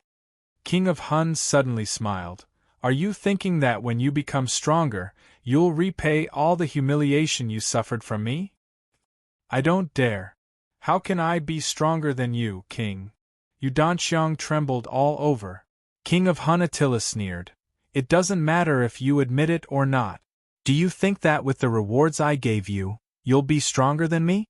Do you think I'll be so stupid to make you stronger than myself? I don't dare. Yu Danxiang lowered his head dejectedly. How could he not know? He just didn't want to think like this. Trash. King of Hun Attila laughed, and then turned over his hand. For you, slave. Yu Danxiang subconsciously raised his head, and saw that King of Hun Attila's hand was holding an extremely disgusting thing. It looked like some kind of organ, and it was still alive and beating. He couldn't help but ask in horror, King, what is this? The brain of a primogenitor demon. King of Hun Attila sneered. Why, don't you want to become stronger? This thing is a good toy. Eat it. Okay. I'll eat it later. Yu Danxiang's face immediately turned pale, but he didn't dare to disobey King of Hun Attila's order, so he could only compromise and say, I'm not hungry now, King. That's not up to you. King of Hun Attila snorted coldly, and the long whip in his hand suddenly extended, directly coiling Yu Danxiang in front of him. Then, like a palm, he directly stuffed the primogenitor demon's brain into Yu Danxiang's mouth. He struggled with all his might, but how could he be a match for a transcendent being like King of Hun? The bitter and nauseating thing was directly stuffed into his throat, and he had no choice but to swallow it. At this moment, his body felt as if it was being burned by a raging fire, and Yu Danxiang let out a shrill scream. The long whip loosened, and Yu Danxiang directly collapsed on the ground, his body convulsing crazily. King of Hun Attila sneered. I heard that you only came here because you were lucky enough to pick up Master Dong's token. Do you really think you're the main character of your life? But I'm merciful, and I like to help weak guys like you the most. Now enjoy it well. You'll love the feeling of becoming strong. After saying this, King of Hun Attila didn't look at Yu Danxiang anymore. He directly lifted the curtain, left the square outside the Eternal Night Palace, and disappeared from sight. Yu Danxiang Attila was still in the stone hut, still howling in pain. Here, no one responded to him, and no one knew him. King Hun knew, from the depths of his throat, he squeezed out a beast-like voice. His eyes were scarlet like a beast. King of Hun! Did you hear anything, Master Musashi? Taisetsu Attila suddenly turned his head at this moment, looking somewhat puzzled behind him.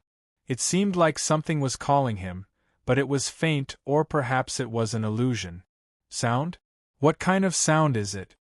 Master Musashi Attila followed Taisetsu Attila's gaze and frowned. Maybe one of our companions went out. This is the door that connects the entire Paradise Lost, so it's normal to have some movements. Go in quickly, don't let Fushi Throne wait for too long. Taisetsu Attila nodded, then took a deep breath and directly walked into the light door. At this moment, what he didn't notice was that Musashi Attila was carefully sizing up the moment Taisetsu Attila walked into the light door. Although most of the people in the Transcendence organization had strange characters, they weren't really stupid. The reason why Musashi Attila talked so much about the internal affairs of the organization without knowing anything about Taisetsu Attila was because he felt that there were very few experts who would reject the benefits of the Transcendence organization for the first time, and also because of the existence of this light door. The light door was jointly created by the throne. Apart from being extremely sturdy, it also had the function of identifying spies. If one's strength hadn't reached the limit of breaking through the subworld, or if one wasn't a human, one wouldn't be able to enter the space of thrones through the light door. As for those who met the requirements but had bad intentions, wouldn't they still have to meet the throne once? If it was someone with bad intentions, the throne would naturally be able to see through it. At this moment, after Taisetsu Attila stepped out, he smoothly walked into the light door. The light door didn't move at all throughout the entire process. After Taisetsu Attila's figure finally disappeared, Musashi Attila stretched his body and sat down cross-legged. He took out a small knife from his waist and rummaged through his bag, but he couldn't find what he wanted. He originally wanted to take something from Yudanqiang, but after meeting Taisetsu, he forgot about it. Musashi Attila shook his head and could only put away the small knife and lean on the pillar next to him. At the very least, before Taisetsu Attila appeared again, he couldn't leave this place. Since he had nothing to do, Master Musashi Attila used the small knife to cut off a small piece of wood from the pillar and carved something on it. Musashi Attila said with a smile, "The things that Attila gave me are not bad. Yudanqiang Attila's foundation is good enough, so he can learn new things." This middle-aged uncle, who was inexplicably caught in a crack and was completely useless, had no talent at all. However, his heart that wanted to become stronger was the same as it was in the past. In the past, he was also regarded as a guy with no talent, work hard, and one day you will. After passing through the light door, Taisetsu Attila felt that he was floating. It was more like he was sent to some place or something. After landing, Taisetsu Attila looked around vigilantly. The moment he passed through the light door, he even had a feeling that he was being seen inside and out. However, this feeling disappeared in an instant, and he couldn't even find out where this feeling of being spied on came from. Based on the current situation, this Transcendence organization didn't seem to be as bad as Miss Maid said. In front of him was a desolate land, as if he had arrived at a mountain tomb. In front of him, at the bottom of a cliff, he could faintly see the entrance of a cave. Taisetsu approached and saw the words Fire Cloud Cave above the cave entrance. He couldn't help but feel curious. The words were written in an ancient script that he hadn't studied at all. But, when they entered his eyes, they naturally became modern characters that he could understand. Taisetsu clicked his tongue in wonder. Suddenly, he heard a rather serious voice coming from inside. "Since you're here, why are you hesitating?" "Oh, wait, I'm coming in," Taisetsu replied directly. Suddenly, the air became quiet. Inside the Fire Cloud Cave, after a long while, a soft was heard. However, the tone of the person who had spoken made it sound as if he had been caught off guard. Taisetsu didn't care much. He shrugged his shoulders, put the scarf on his chest on his shoulder, and strode into the Fire Cloud Cave. Just like the martial arts dramas that Daz used to watch in prison out of boredom, there was really a different world in this kind of place. Although it couldn't be said that how amazing it was, there was a small bridge with flowing water, a simple wooden house, a flower field full of peonies, and an octagonal pavilion outside the house. At this time, a young man with long hair that reached the ground, who looked like he was less than 20 years old, was sitting in the octagonal pavilion. His hands were fiddling with an exquisite 8 trigrams plate on the raw stone table. This 8 trigrams plate could be rotated. When it was rotated, it could even make da-da-da sounds. Taisetsu looked around and found that there was no one else here except for the long-haired man in the ancient costume. He thought that this guy was probably the Fushi throne that Musashi had mentioned. So, he quickly walked to the octagonal pavilion. Along the way, Taisetsu finally said, "Hello?" The long-haired man who was playing with the 8 trigrams plate stopped. Only a click was heard at this time, and the 8 trigrams plate also stopped. The long-haired man suddenly frowned. "What's wrong?" Taisetsu asked curiously. "Is this thing broken?" The long-haired man finally raised his head. After looking at Taisetsu, he rolled his eyes slightly and said angrily, "This is a special tool that I asked Team Lu to make. How can it be broken so easily?" Taisetsu nodded. In fact, he didn't understand this. "Wait, this guy seemed to roll his eyes at me just now?" The long-haired man shook his head at this time, put away the 8 trigrams plate in his hand, then stood up and suddenly said, "The content of the foreign body is so high. The highest level of transformation, why can't the anthropomorphization reach the limit? Why did I let you in just like that? Maybe my talent is not good, so I'm always stuck at this level." "What did you just say?" Taisetsu suddenly opened his mouth wide. Unexpectedly, the long-haired man also opened his mouth slightly at this time and said with a stunned face, "Didn't the owner ask you to come and urge me to go back?" Taisetsu, what did I come here to do in the first place? Damn it. Chapter 1479. In the octagonal pavilion of the Fire Cloud Cave, the young man with long hair and Taisetsu sat facing each other. In other words, Taisetsu widened his eyes in surprise. There was no tearful process of recognizing each other.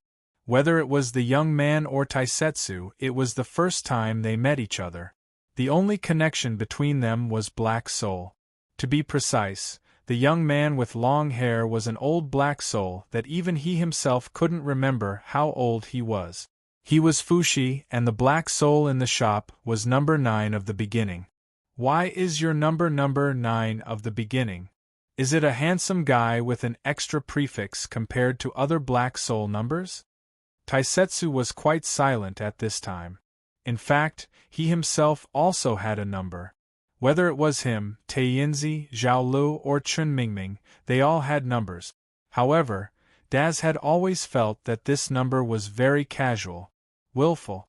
According to Miss Maid's words, he was asked to pick one from 1 to 99. If it was not used, then he would use it directly, and so on. Therefore, Taisetsu really felt that this number was really useless. It didn't need to be ranked by order or performance. It seemed to have some connection with one's strength, but it was not big. Therefore, he could choose from 1 to 99. Later, Taisetsu casually chose 88. In fact, it was nothing. It was just that the Chinese felt that 88 was more auspicious. Therefore, Taisetsu could actually be called Black Soul number 88. By the way, Taiyinzi's number was 1001 named by Miss Maid. Don't you know? Number 9 of the beginning blinked at this time and said, "Those who can develop the Black Soul body to the limit of anthropomorphization will automatically be promoted to the beginning level. I'm the 9th to do it, so according to the order, I'm number 9 of the beginning. As for those below the beginning level, you can choose whatever number you want. Judging from the density of your foreign body, this is something that will happen sooner or later. Don't you want to inquire about it?" "Who can I inquire about it?" Taisetsu shook his head and suddenly became a little curious. He couldn't help but ask, "By the way, what's Yu Ye's number?" As the chief manager of the Black Soul Envoys, Miss Maid, Although there was no such position in the shop, she was obviously doing this. Taisetsu still didn't have a clear idea of how terrifying Miss Maid's power was, but she should be at the beginning level, right? Yi. Number 9 of the beginning was puzzled at this time. Who is this person? From the looks of it, he is also an onyx soul. Oh, I'm sorry, I haven't been back for a long time, so I don't know much about new onyx souls. Huh. Taisetsu couldn't help being startled. Fushi of the 9th beginning was also taken aback. Wait. Taisetsu rubbed his forehead at this time and then asked tentatively, Senior, may I ask, how long have you not been back? Fushi thought for a while and said, It's hard to say because there is no concept of time in the crevice. In other words, the time here is chaotic. We can also enter various subworlds of different time periods at will here. So if you ask me how long I haven't been back, I can only tell you that it's been a while. Well, to be specific, I haven't been back since the super strong people in the dimensional crevice attacked the shop. Well, to be exact, it should be since the new generation in the dimensional crevice. Because Taisetsu didn't have any concept of this, he dragged the time out, even before Miss Maid started working in the shop. So he thought for a while and said, According to the time, Miss Yi became a maid more than 300 years ago in my original world. She was mainly responsible for taking care of the master's daily life and managing the Black Soul envoys. Unexpectedly, Fushi frowned again at this time. Now the master's maid is called Yi? More than 300 years ago in your subworld? Where did Mystic Fairy go? Maid? Who is Mystic Fairy? Taisetsu opened his mouth and then shivered. By the way, Senior, are you sure we're not chatting across servers? Fushi frowned at this time, then took out the 8 trigrams plate and began to turn it quickly. Until Taisetsu stared at it and felt a little sleepy, he slowly sighed and said, It seems that I haven't been back for a long time. It seems that we're really chatting across servers. Taisetsu also sighed. He also shook his head. Perhaps it was because they were both black souls. At this time, he gradually forgot that the person in front of him was the one who had the legend of the Huaxia Emperor ancestor. It was not known what Fushi was thinking at this moment. After a while, he suddenly said, In my era, the maid who served the master was the Mystic Maiden, but the Mystic Maiden was not in charge of the work of the Black Soul. She did not have the qualifications. As for now, there's a process that I can't predict. It seems that in these years when I haven't been back, a lot of things have happened in the Holy Land. Holy Land? Taisetsu really couldn't take it anymore. Senior, are you sure you and I have the same name? No, the same company? Fushi just shook his head at this time, seemingly unwilling to say more. Don't worry, whether it's the place you work now or the place I used to be, it's essentially the same place. The name isn't that important.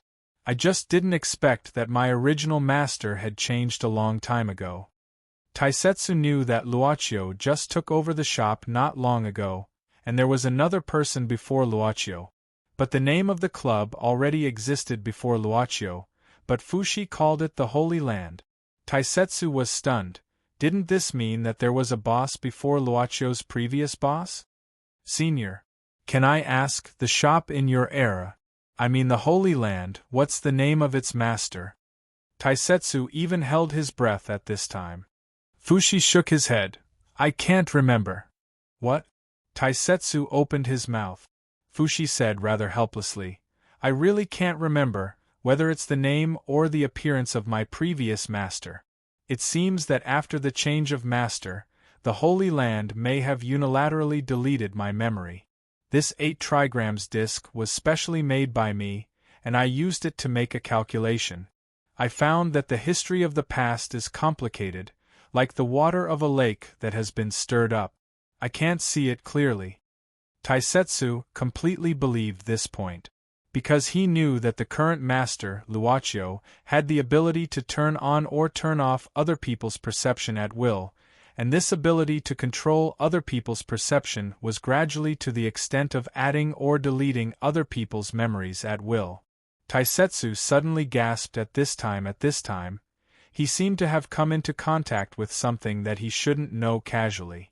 According to his previous experience, in this case, he was in danger of being killed at any time. He even felt that there might be a shocking secret behind the shop he was working in now because of Fushi's word. "You don't have to panic," Fushi suddenly said indifferently. "You don't have to worry, because no matter what you are worried about, since you became an Black Soul, your life soul has been placed in the Soul Hall of the Holy Land. Your life and death is in the hands of the Holy Land. In this case, no matter what the will of the Holy Land is, even if it directly erases you, you have no possibility of resistance." Taisetsu naturally understood the meaning of the words, but he didn't understand another thing.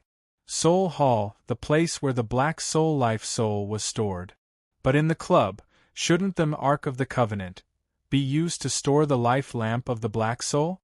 Soul Hall and Ark of the Covenant. Were they not the same thing? Wait, Senior.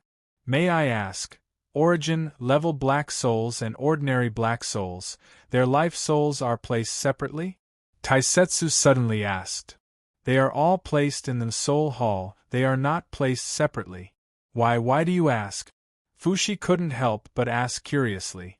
Taisetsu shook his head and said without blushing, "No, I'm just curious. After all, this is the first time I've encountered a Origin level Black Soul." Fushi smiled at this time, as if he agreed with this idea. He continued the previous topic and said, "Because the life soul of the Black Soul is placed in the Soul Hall, it can guarantee the loyalty of the Black Soul to the Holy Land.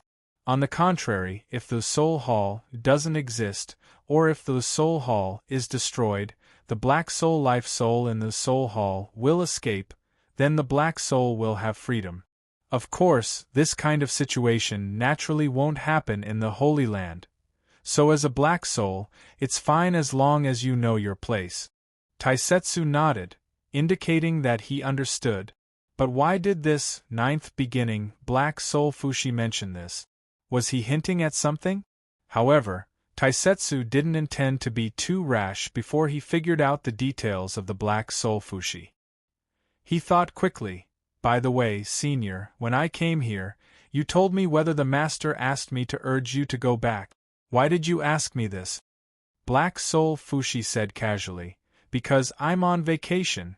In fact, my vacation hasn't ended yet, but because of some accidents, my consciousness woke up.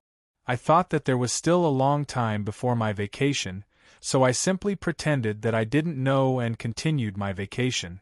Of course, I think the Holy Land. Oh, now it's the shop you mentioned. I think it may know, so it will call me back sooner or later. But it seems that I've waited for a long time until you appeared. I just didn't expect that the owner of the Holy Land has changed." This explanation reminded Taisetsu of a piece of news he had seen before. A veteran was stationed in the wilderness to carry out a secret mission. In order not to be discovered by the enemy, the veteran even gave up all means of communication. He waited for decades. Later, he was found and taken out. Only then did he know that the war had ended in the second year of the veteran's mission. "I don't believe you." Taisetsu glanced at the 8 trigrams plate that Black Soul Fushi had put away. If the Origin level Black Soul was such a powerful character, how could it not know that the owner of the shop had changed? But what if it was true? If Onyx Soul Fushi was telling the truth when he said that he had forgotten about his previous owner? Did that mean that the Onyx Souls of the same era as Onyx Soul Fushi had been tampered with as well, to the extent that they were unable to know about the change in owner? "What are you thinking about?" Black Soul Fushi looked at Taisetsu and asked. "Nothing." Dash shook his head and said quickly with a quick mind, "I'm just thinking, since Senior already knows now, then do you plan to go back and so on?" Black Soul Fushi nodded and muttered, "Logically speaking, since the owner of the Holy Land has changed as a Black Soul, we do need to meet him. But since the owner of the Holy Land has changed, and I haven't been summoned back, I think there might be some secrets. Moreover, My holiday has already been allowed. Now that the holiday hasn't ended, it's reasonable that I don't go back for the time being. After all, it's the relationship between me and the young master. It's better to wait for the young master to grow up. I'm afraid he will feel pressure. Are all the old employees so arrogant? Is it really good for you to be so direct? Taisetsu just smiled and didn't say anything. Although he really didn't know how powerful the origin level black soul was, his intuition told him that his boss wasn't afraid of it at all. By the way, Senior, Daz thought of something at this time. The Le Sovereigns of the Transcendence Organization, don't tell me they are all origin level black souls like you? Why do you think so? Black Soul Fushi asked curiously. Taisetsu said embarrassedly, because in my place, this kind of thing often happens. The bosses in the underworld are mostly undercover. Only their underlings are fighting and killing. Ha ha ha, this is so boring. Black Soul Fushi shook his head and said, among the sovereign level black souls and the sovereign level black souls, I don't know if there are other sovereign level black souls. Only the owner of the Holy Land knows. So, even if there are two origin level black souls, no matter how good their relationship is, as long as one of them is on holiday, it is impossible for them to know each other. This is to ensure the safety of the black souls on holiday. What do you mean? Taisetsu frowned. Black Soul Fushi said indifferently, resources are limited. When there are fewer people, the remaining people will naturally get more. If I know that you are also a black soul and that you are weaker than me, I can eat you and take everything from you. And this, the Holy Land, tacitly allows it. Taisetsu's heart jumped at this time. Black souls. Could it be that there is a relationship between them? Daz could not help but clench his fists subconsciously. Chapter 1480. Facing Taisetsu's subtle action at this time, Onyx Soul Fushi smiled slowly. Little guy, why are you afraid that I will eat you here? Taisetsu relaxed and shrugged. Of course I'm afraid, but it seems that being afraid is useless. Moreover, if you really want to eat me, I'm afraid that I won't be able to resist from the moment I came in, right? No, it should be that when I passed through the light door, there was probably no chance. Senior, the light door that I entered should have some kind of scanning function, right? It was you who helped me secretly and let me pass through smoothly. Onyx Soul Fushi waved his hand and said indifferently, it seems that the new master used the highest standard of a source of foreign body to create you, and it's not without reason. I'm afraid you don't know that Boss Luo actually didn't have any concept of the source of foreign body at that time, so he used so much of it without any pressure. As for Miss Maid, she turned a blind eye to her master's prodigal behavior. Taisetsu shook his head secretly. He was not as good as Onyx Soul Fushi imagined him to be. This was also the reason why he had been killing monsters in the dimensional crack to level up, and also to get some materials to fill up the material warehouse. I'm probably lucky to have met a benefactor when I went out, Taisetsu said casually. You have a good temperament, but you still have some obsession that you can't let go of. Onyx Soul Fushi said coldly. This is why you are still stuck at the last step and can't reach the limit of humanization. But don't worry, anyway, you're still young. How long have you been a Onyx Soul? 300 years? 200 years? More than half a year, let's take it as 300 years. Onyx Soul Fushi nodded. Now time and space are chaotic. I can only use the 8 trigrams to make a rough guess. I know that you just transformed recently. But 300 years is indeed a short time. It's really rare for you to have such achievement. 300 years is indeed a short time. Do you have any misunderstanding about time? You flatter me. Taisetsu cupped his fists, exuding the aura of the Jianghu. Black Soul Fushi said, Don't worry, I'm not interested in eating you. For black souls like me, it's not useful to devour black souls below origin to strengthen ourselves. At most, we'll just rob them of their merit points. But in fact, which black soul of origin lacks merit points? So you can rest assured. In other words, when I reach the origin level one day, I will become your prey, right? Daz glanced at this black soul Fushi, but saw that the other party was just looking at him with a sincere face at this time. He couldn't help but feel a chill in his heart.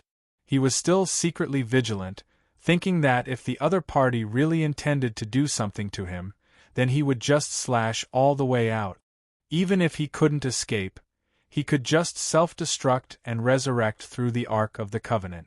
The boss would probably revive him, probably.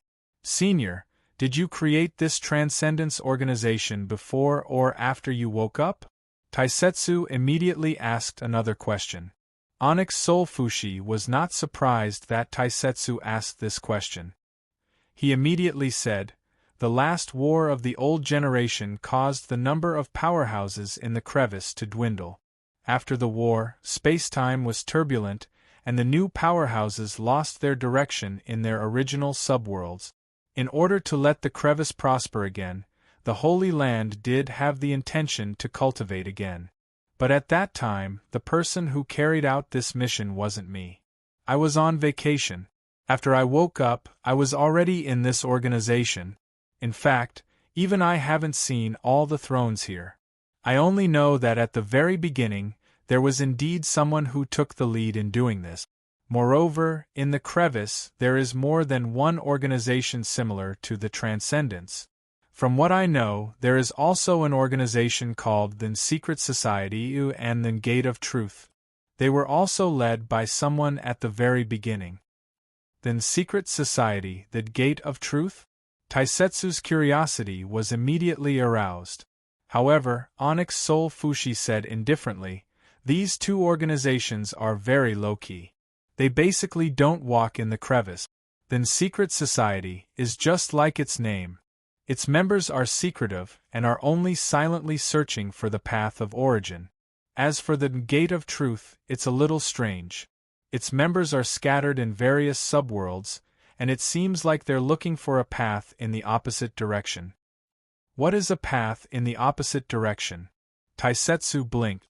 Onyx Soul Fushi slowly said, "If you don't move forward, you will move backward. Moving forward is the end, and moving backward is the origin. The end is the origin." Taisetsu shook his head, indicating that he did not understand. However, he silently noted it down. At the same time, he thought of another matter from Onyx Soul Fushi's narration. "Senior, now that you have awakened and are the throne of this Transcendence organization, do you plan to keep this throne in the future?" "Why not?" Onyx Soul Fushi smiled and said, "The Transcendence organization has transcendents from various subworlds. They are like gems that have been carefully selected. What is the essence of Onyx Soul? Am I not already in a treasure mountain?" "That's true. But I asked a stupid question." Taisetsu bitterly smiled. This Onyx Soul Fushi was clearly not willing to go back, because he was opening a farm.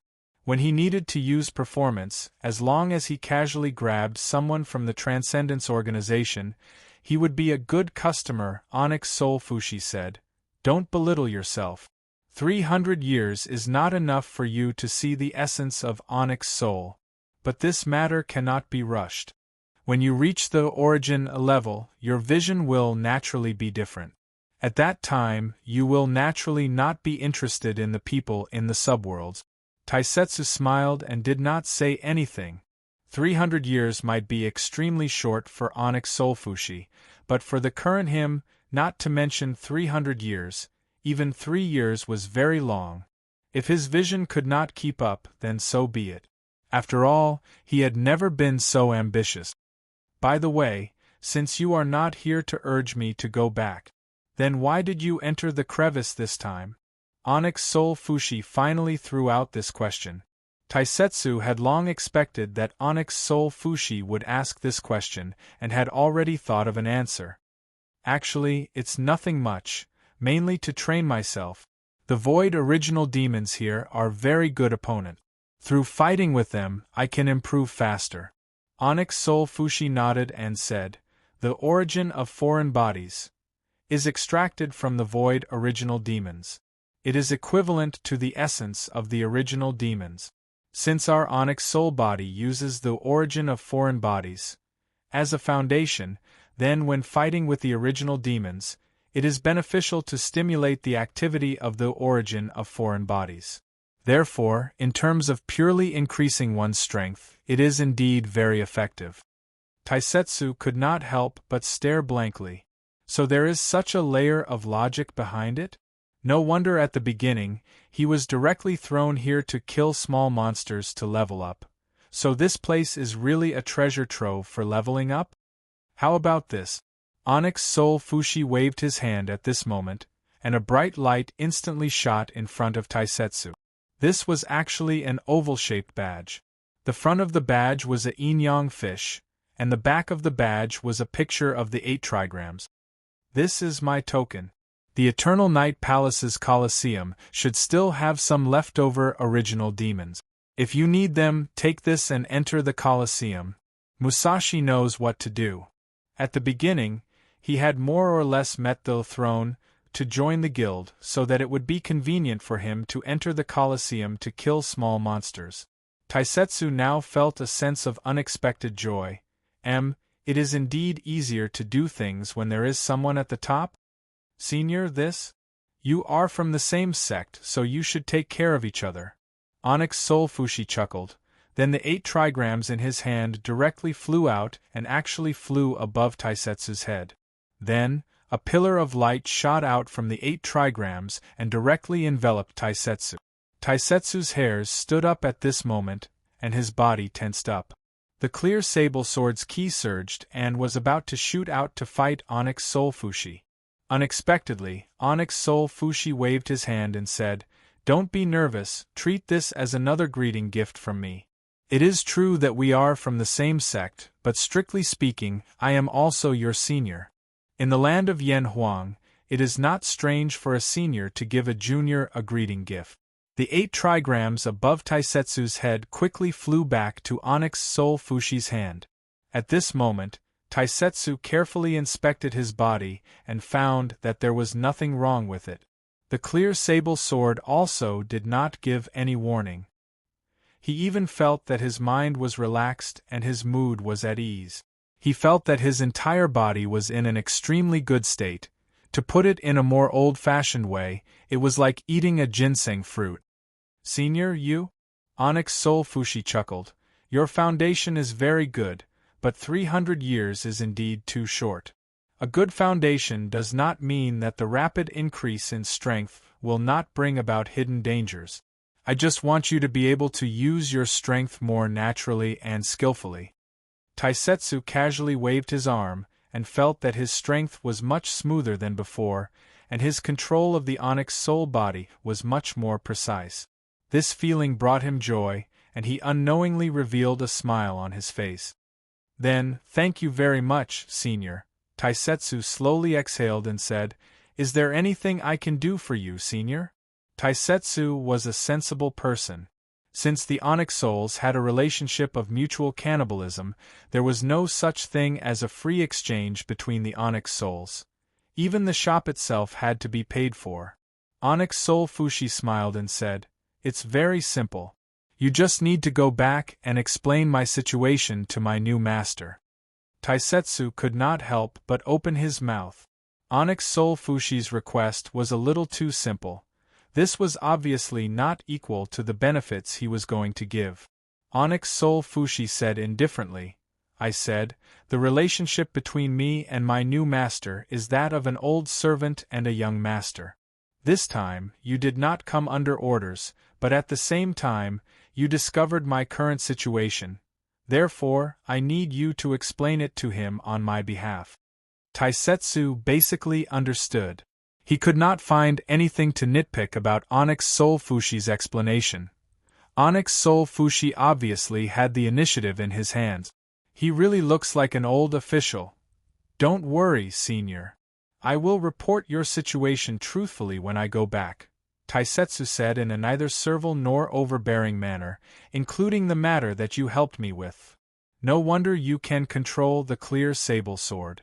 Black Soul Fushi nodded with a smile. "All right, let's end our meeting today. It's about time for you to leave. If you stay too long among the thrones, you'll attract the attention of the other thrones. Taisetsu could not help but be shocked. He thought that he had hidden the clear sable sword very well, but he did not expect Onyx Soul Fushi to see through it at a glance.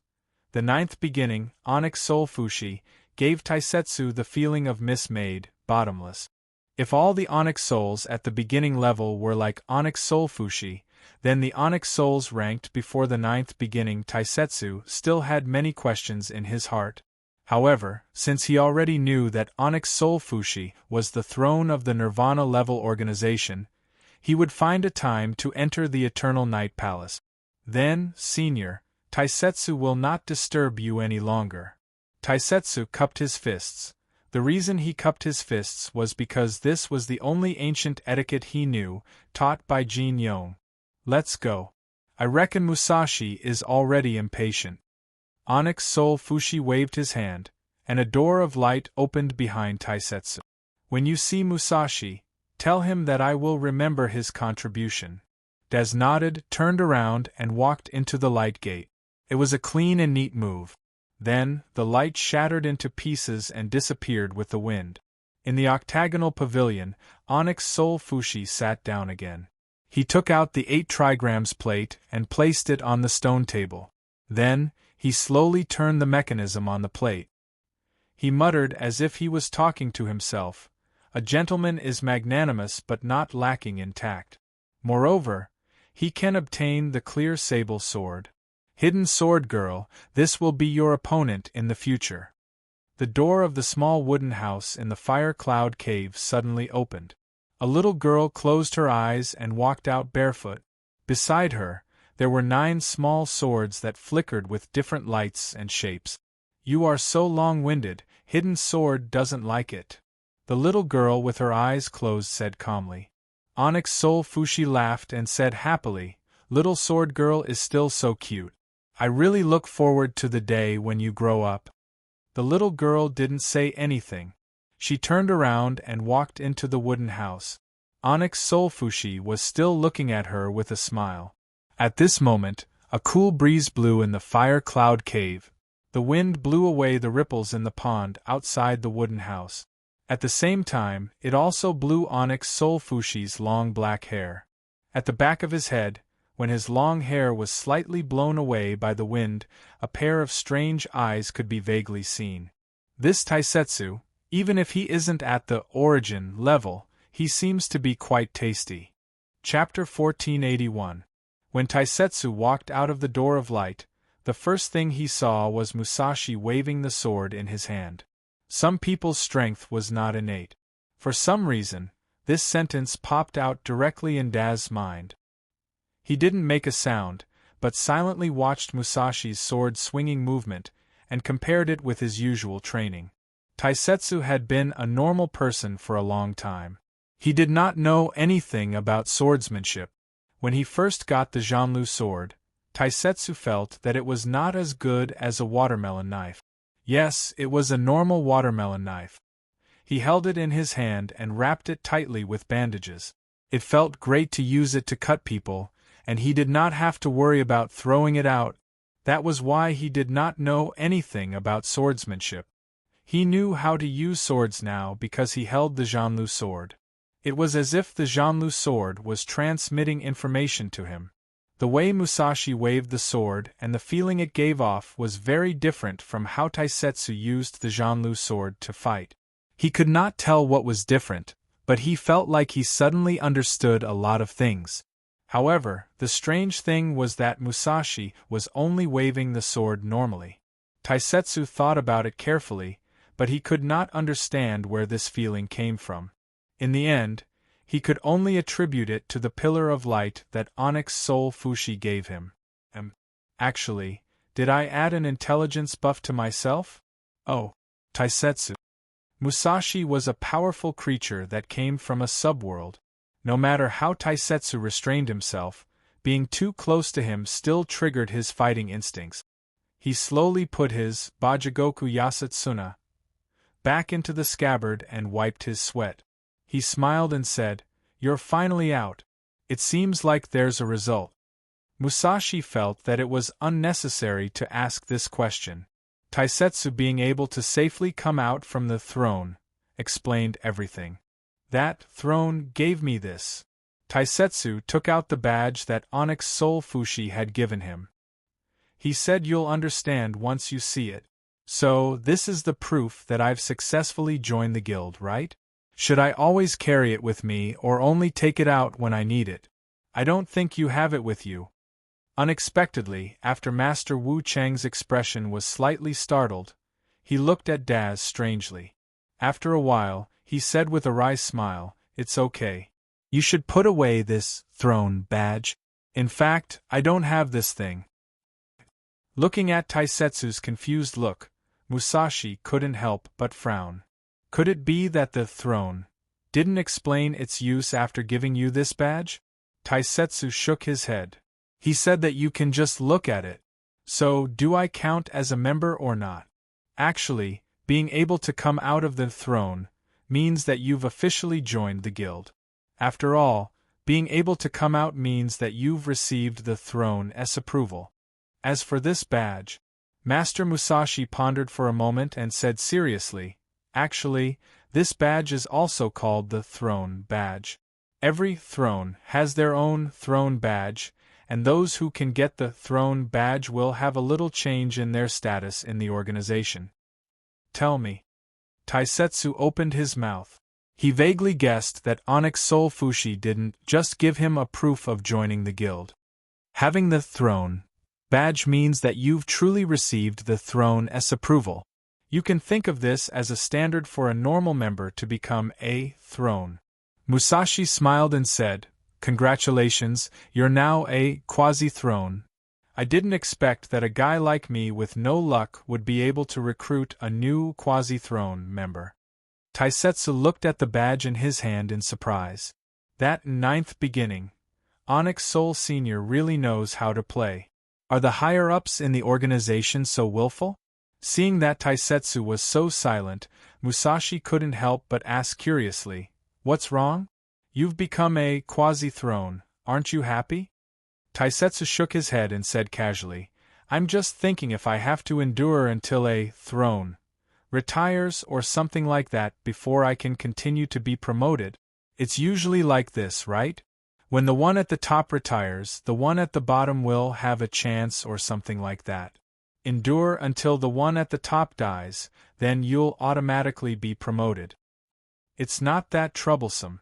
Musashi shook his head and said, "In fact, the way for a quasi-throne to become a throne is very simple. You already have a throne badge in your hand. Next, you just need to collect 7 other throne badges and gather 8 badges. Then, you'll be able to participate in the Battle of Throne. If you win in the end, you'll automatically be promoted to a throne. This is even more troublesome, by the way. Is there really someone who has gathered 8 badges?" Taisetsu couldn't help but ask curiously. Musashi said, "There must be at least 2 members who have gathered enough badges to start the Battle of Throne. Of course, since there is such a tradition, it means that such a battle has been held before, and there are indeed people who have become throne through the Battle of Throne. For example, last time, there was a beast tamer who, after going through many challenges, finally gathered enough badges and participated in the Battle of Throne. In the end, he defeated another opponent and was promoted to a throne. Leather God Throne." Taisetsu couldn't help but open his mouth. He felt like he had heard of the rules of the Battle of Throne somewhere before. "As for the Leather God Throne, Master Musashi, may I ask, is this Leather God Throne a yellow mouse that can self-generate electricity and pretend to be cute all day long?" Master Musashi said in shock. "Didn't I say that the Leather God Throne is a beast tamer? How can it be a mouse? But the Leather God Throne does have a cute yellow teacher beside it. Have you seen the Leather God Throne before?" "I haven't seen it with my own eyes." Taisetsu shook his head directly. He didn't know if he had seen it on TV. But wasn't that just a figment of his imagination?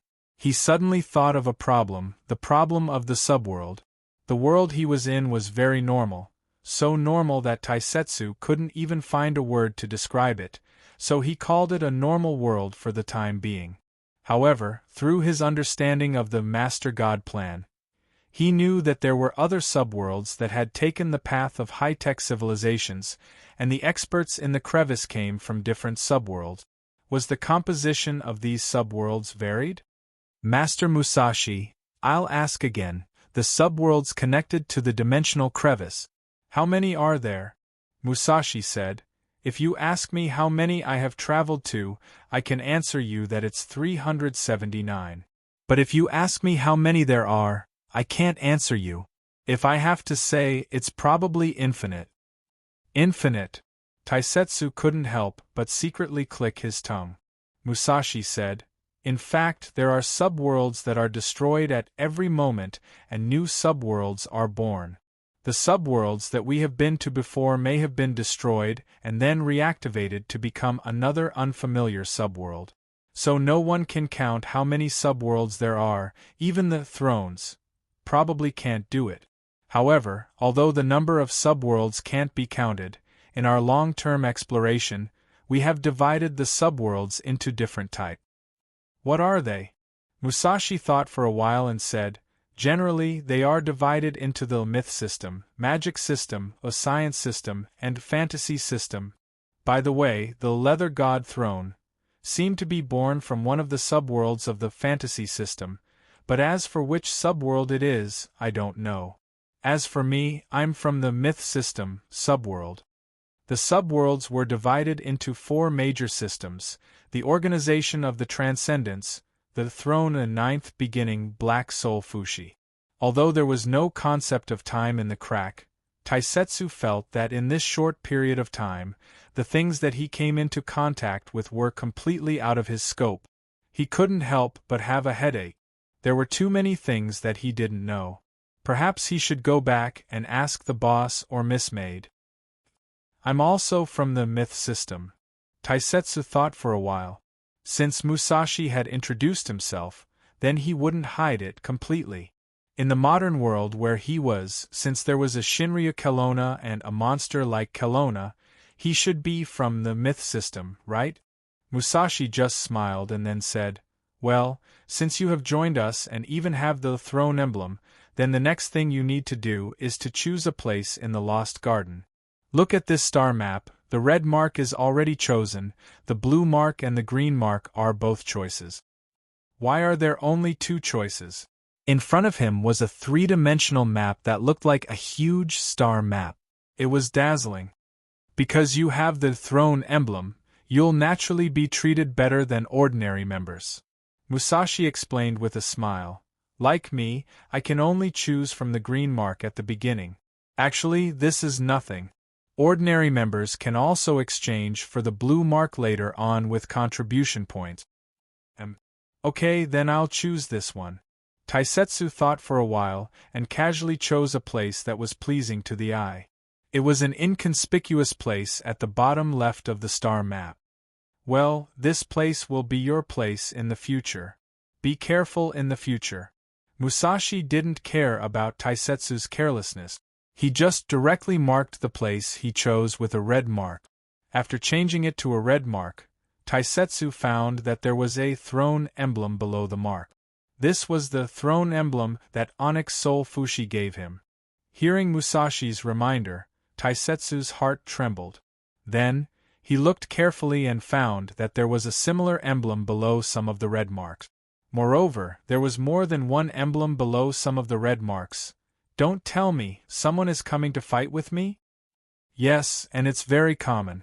Musashi squinted at this time and said with a smile, especially a newcomer like you who got the throne emblem. You're really popular. Where did this third-rate novel come from? Taisetsu complained bitterly. Musashi laughed and said, third-rate novel is because it's cool to not have to use your brain. We don't need to use our brains for many things. Most of the things we do return to the most primitive method. Fist is enough. So theoretically, it's about the same. Master Musashi, you also? Didn't I say that I traveled to more than 300 subworlds? Musashi shrugged and said, "There are subworlds of each system. But you don't have to be too nervous. If there is only one outstanding newcomer like you in the same batch, maybe you will be under a lot of pressure. After all, there are several people who are only one emblem away from the qualification to participate in the battle. But recently there are two outstanding newcomers in the same batch as you, and they are both accepted as students by the same throne. So, they can more or less share some of the challenges for you. You should dig out more of such outstanding newcomers." Taisetsu didn't know whether to laugh or cry. He didn't expect that there was such a trouble behind the things that Black Soul Fushi gave him. It still didn't work. No matter how careful he was with this kind of old monster, there would still be a time when he was careless. Let's not talk about outstanding rookies. Even rookies with passing standards are not easy to find. Musashi shook his head and said, "At present, there are fewer and fewer strong people who can break the limit of the subworlds and enter the dimensional crevice by themselves. Sometimes we have to directly enter the subworlds to find those with potential. But you know, the outstanding people in their own worlds are all ambitious. Without experiencing the dimensional crevice, they won't believe you no matter what you say. Okay, I'll take you to your residence. After that, only you or those who are allowed by you can enter your residence. Don't worry, we are still very good at protecting the privacy of our members. We definitely won't peek at what you do in your residence." Taisetsu smiled and didn't say anything. Probably, the time he would stay in his residence was limited. But before going to his residence, Taisetsu quickly found the name Musashi in the star map of his residence. He saw that under Musashi's name, there was also a throne emblem shining. There were a total of 6 throne emblems. Musashi, this guy. Speaking of which, before going to your residence, do you want to fight with me here? Musashi suddenly rubbed his chin and looked at Taisetsu, asking with a smile. "Go find those 2 newcomers," Taisetsu said grumpily. Master Musashi laughed and didn't force him. He directly opened the light door to his residence. At this moment, he suddenly said, "Oh right, the residence is quite spacious. If you often go out alone, I suggest you find 1 or 2 workers to take care of your residence. That will save you a lot of trouble." Taisetsu couldn't help but look back at Master Musashi and then said meaningfully, "I think the guy who lives in the stone house outside the Eternal Night Palace is quite good. Master Musashi, what do you think?" "Ayaya, then I really won't be able to do anything to you." "Newcomer." Taisetsu shrugged and said, "Master, let me go. I'm just a newcomer." "Newcomers are all monsters." "I understand." Master Musashi narrowed his eyes and slowly opened them. The hidden sharpness in his eyes was also released. Taisetsu couldn't help but be slightly moved.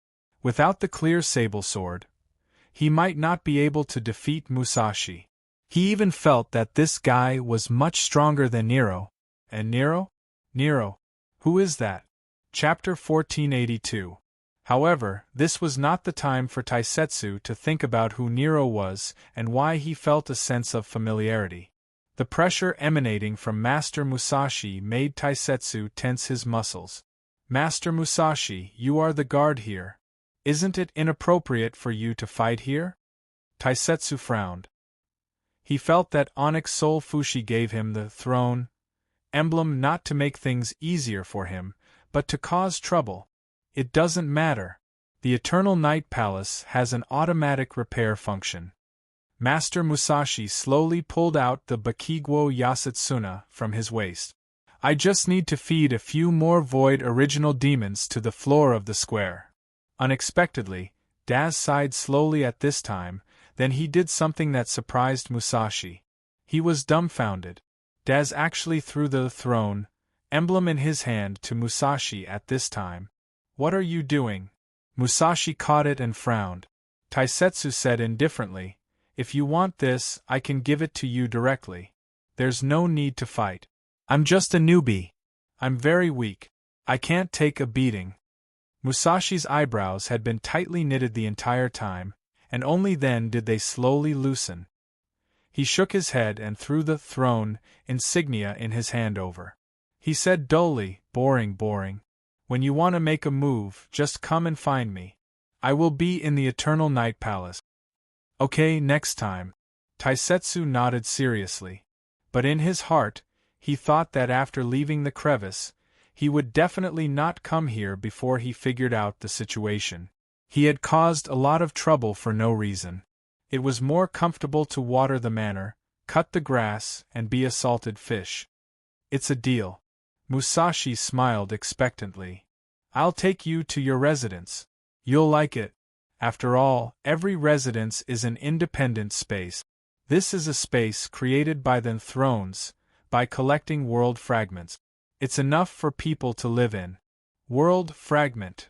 Musashi smiled. To be exact, it's a fragment of a subworld. Of course, it's not wasteful to use a whole subworld fragment for living. Usually, it'll be broken into several or dozens of pieces depending on the size of the fragment used. Of course, you can decorate it freely in your residence. After all, other than being attached to Paradise Lost, it's like your private territory. Your benefits look good. Taisetsu finally sighed. If he was not working for Boss, he would probably be moved by the benefits of the Transcendence organization. This is just the basics. In the future, Master Musashi's voice suddenly stopped. At this moment, he felt a slight vibration came from outside the palace. Of the void's original demons might have appeared. I remember that the nearby area 2s should have been cleared. I should be a little lost. I remember that the nearby area should have been cleared. Wait for me here. I'll come over when I'm done. Since I have nothing to do, I'll go with you. Taisetsu stepped forward. He took the initiative because he got along well with Musashi. Master Musashi didn't say much. He nodded and walked out quickly. Vaguely, he had an ominous feeling. While he was on his guard, he also felt an inexplicable sense of irritation. But when Musashi and Taisetsu walked out of the Eternal Night Palace together, they didn't expect to run into King of Hun Attila, who had just left. At this moment, there was a monster about 12 meters tall lying beside Attila. It was purplish-white all over. Void's original demon. This original demon looked like a combination of a bull and a beetle. It had a huge bull's head, thick and short limbs, and an extremely sturdy carapace on its back. The original demon's body was wrapped around by the whip in King of Hun's hand. It couldn't move at all. Its eyes were tightly shut, as if it had been knocked unconscious. This fellow's mass shouldn't be small. The tremor in the Eternal Night Palace just now was very likely caused by this huge original demon crashing to the ground. The front of the Eternal Night Palace wasn't a plaza, so there was no need to worry about the original demon being swallowed by the plaza's floor. King of Hun, what are you doing? Musashi frowned. King of Hun Attila laughed out loud. I'm bored in my residence, so I'm going to find another world to play with. I ran into this thing on the way, so I grabbed it along the way. Musashi, I'll leave it to you. Store it in the Colosseum. Master Musashi sized up this original demon and said mildly, What kind of species is this? It's rare, isn't it? Attila shrugged and withdrew the whip that was wrapped around the original demon. How would I know? Perhaps it's a new species. All right, I'll leave the rest to you. I won't keep you company. Take care, I won't see you out. Master Wuchang said indifferently. King of Hun saw Taisetsu behind Master Musashi at this moment. A smile suddenly appeared on his face. Just as he was about to say something, Musashi beat him to it. He's already seen the Fushi throne and is now a member of the organization. He just chose his residence. King of Hun, are you going to welcome a newcomer? A newcomer? King of Hun looked at Taisetsu in surprise. No one knew what he was thinking, but his gaze was like that of a venomous snake, giving off a hot and chilling feeling. King Attila laughed nastily. A newcomer is good. I just don't know how this newcomer compares to the two who are currently in the limelight.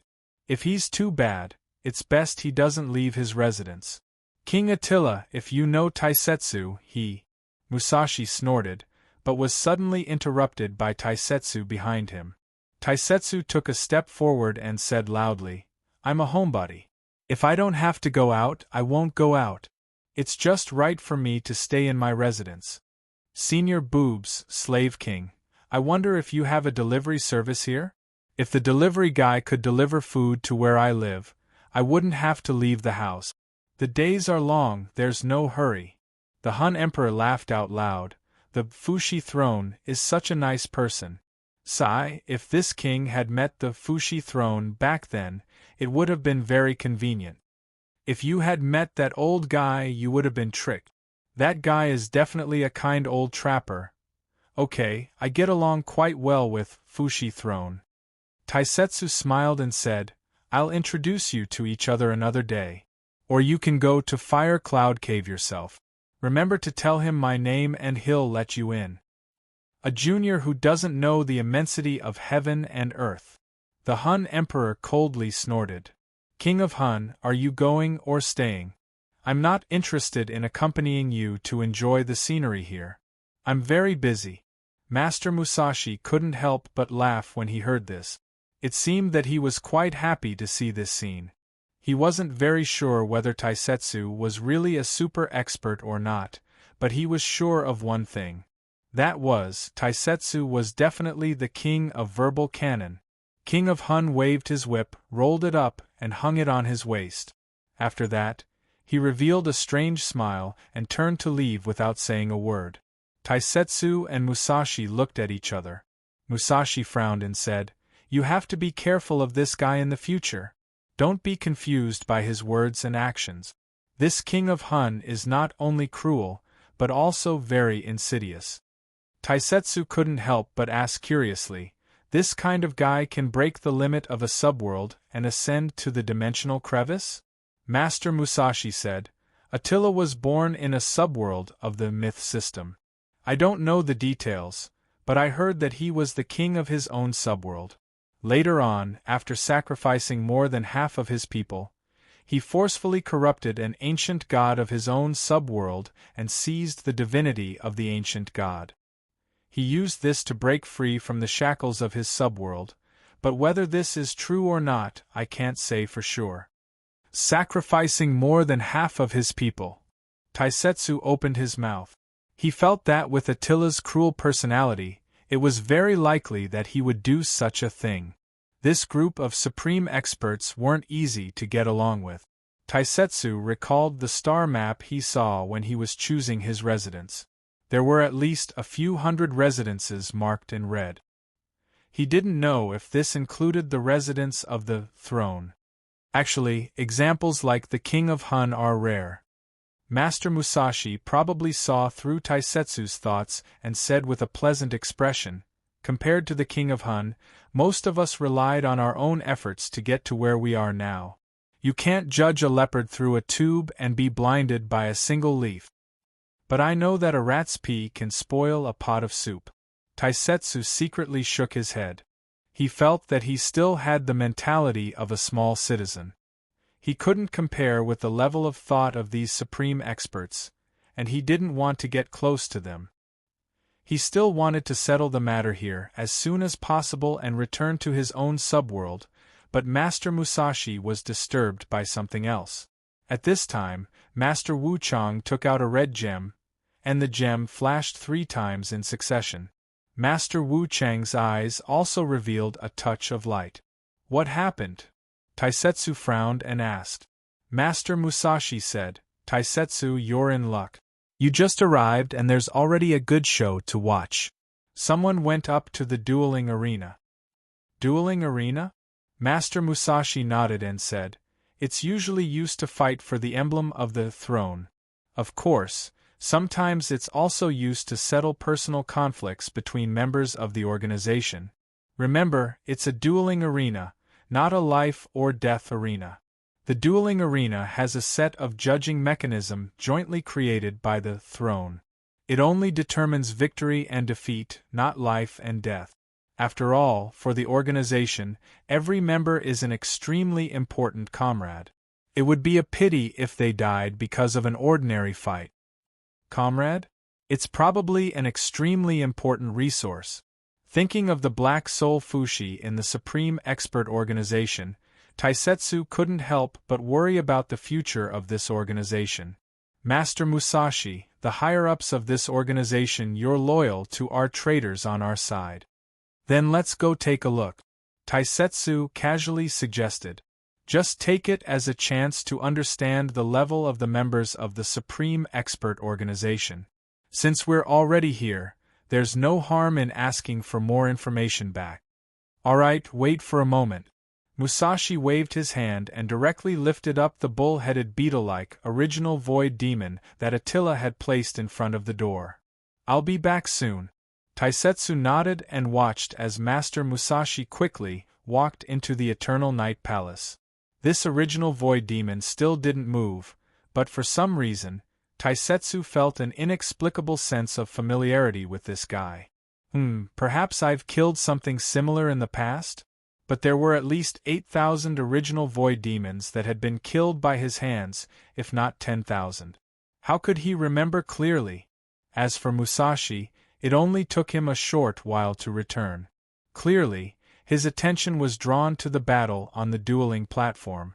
Naturally, he wasn't in the mood to care about this primordial void demon. He simply threw it into the arena and was done with it. The dueling arena of the Supreme Experts was an area marked gray in the star map of their residences.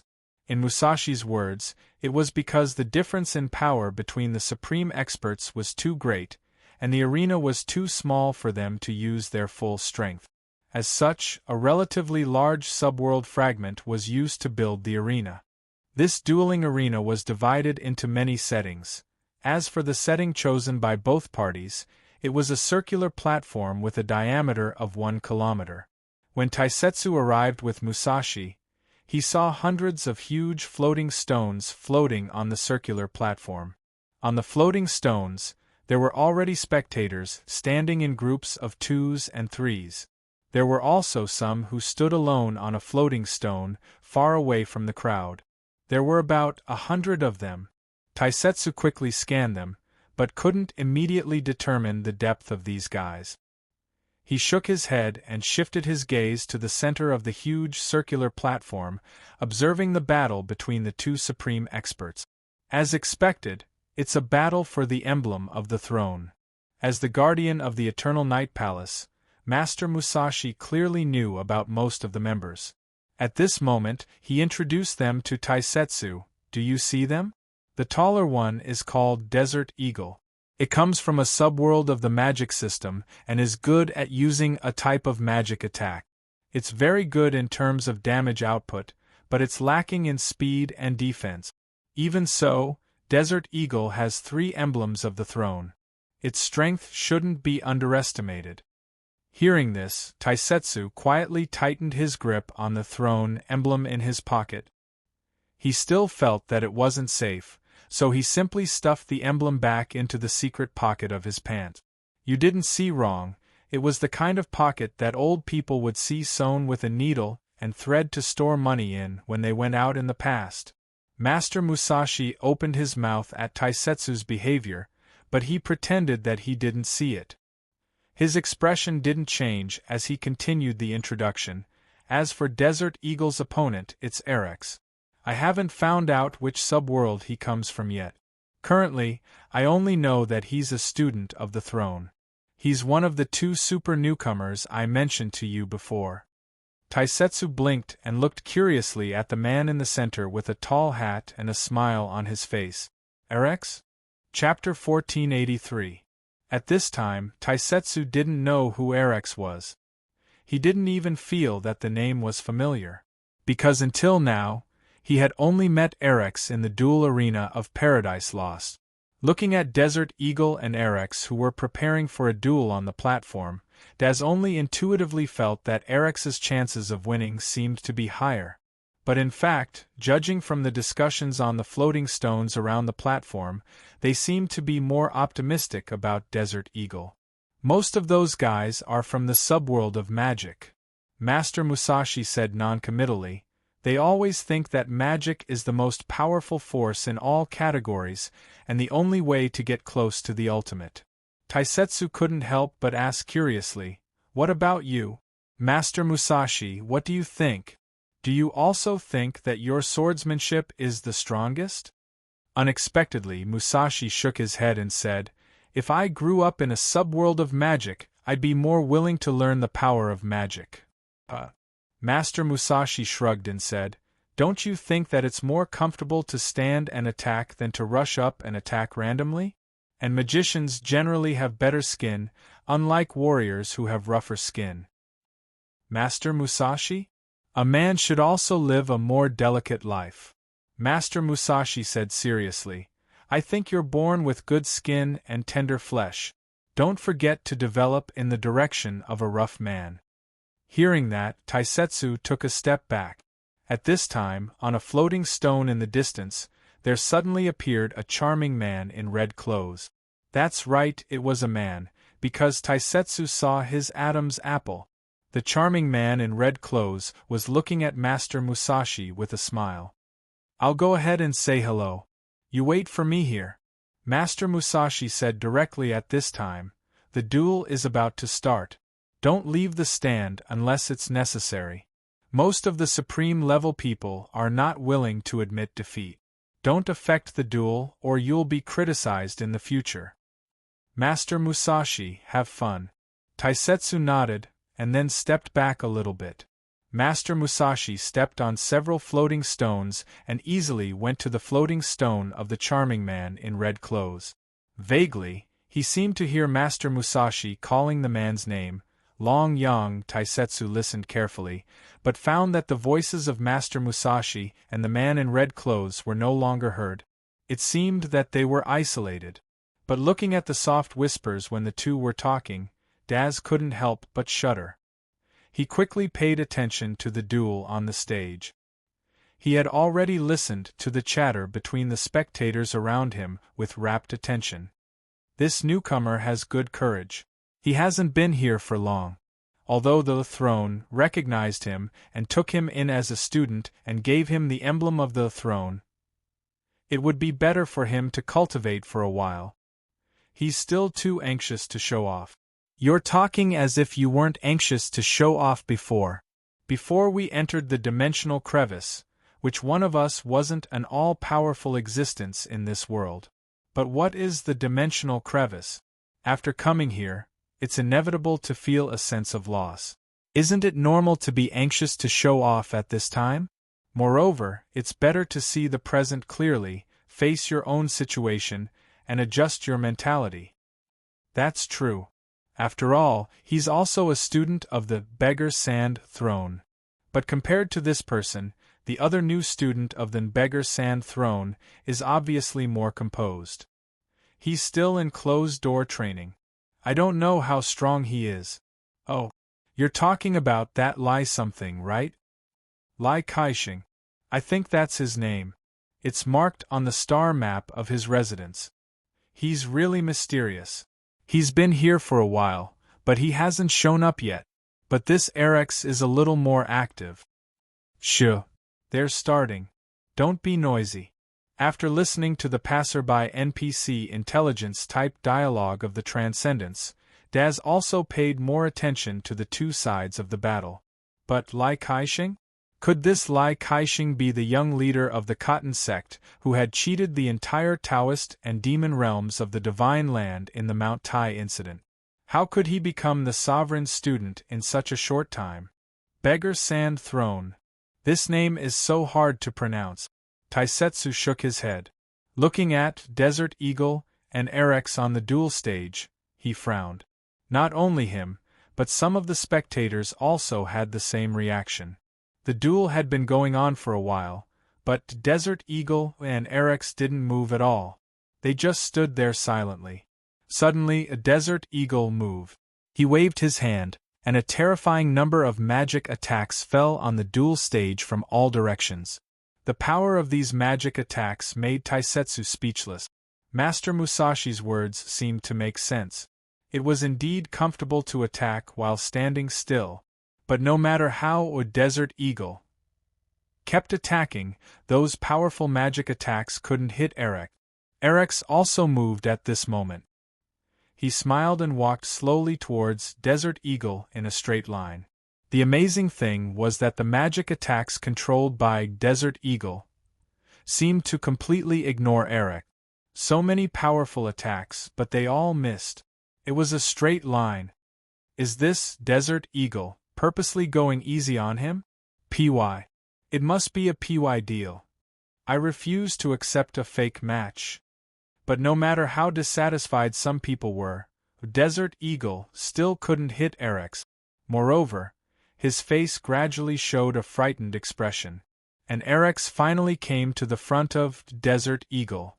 At this moment, Desert Eagle suddenly stopped. His hands hung down naturally, and so did his head. Eric's suddenly snapped his fingers. Desert Eagle, it trembled slightly, and then sat down on the ground. He was sweating profusely and gasping for breath. There was a trace of fear in his eyes.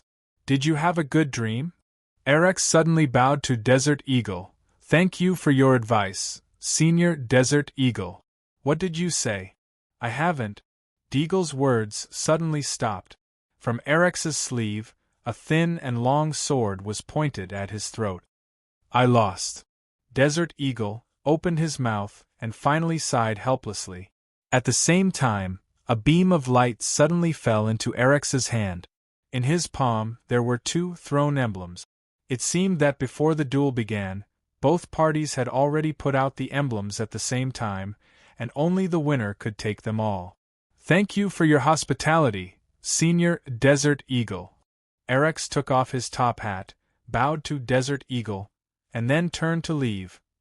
Eric's directly pressed the teleport button of his residence, and then disappeared from this duel space. Before the others could understand Eric's last sentence, Desert Eagle seemed to have thought of something, and directly got up. He didn't pay attention to those who were familiar with him, and were also from the subworld of Magic System. He lowered his head and hurriedly pressed the teleport button, leaving the duel platform. It was very puzzling, but they thought it was because Desert Eagle was shocked and didn't want to talk to others at this time. Looking at Desert Eagle, I'm afraid that Eric's is not as simple as we thought. He may be very good at illusions. Well, no wonder he's chosen by the Sand Throne. That's right.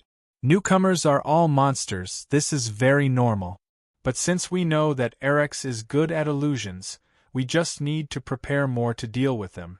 You guys, that's not what you said before. Taisetsu couldn't help but think of the disdainful look of Miss Maid when she talked about the subworld. It seemed that there was some basis to it. At this time, seeing that the others were still actively discussing, Taisetsu felt a bit bored. Then, he saw that Master Musashi and the charming man in red disappeared. He looked around but couldn't find them. Taisetsu frowned, thought for a while, and then had to go back. Master Musashi hadn't closed the light door since he opened it in the Eternal Night Palace. The spectators in the arena had already gradually left. On a certain floating rock, 2 figures descended, Master Wu Chang and the charming man in red clothes. Master Musashi walked in at this time, picking up a stone in front of the light door. There were some simple carvings on it, the general content of which was, I'm going back first. This was what Taisetsu carved on the stone before he left. Maybe he was worried that the words couldn't be understood or something. This guy is so meticulous. The charming man in red smiled gently at this time. Well, a meticulous boy is always liked from the bottom of my heart. Musashi, you're so mean, you have to stop me. Master Musashi directly said in an unkind tone. Come on, Long Yongjun, I don't want the newcomers to think that our organization is full of gays. You know what kind of person you are. Red.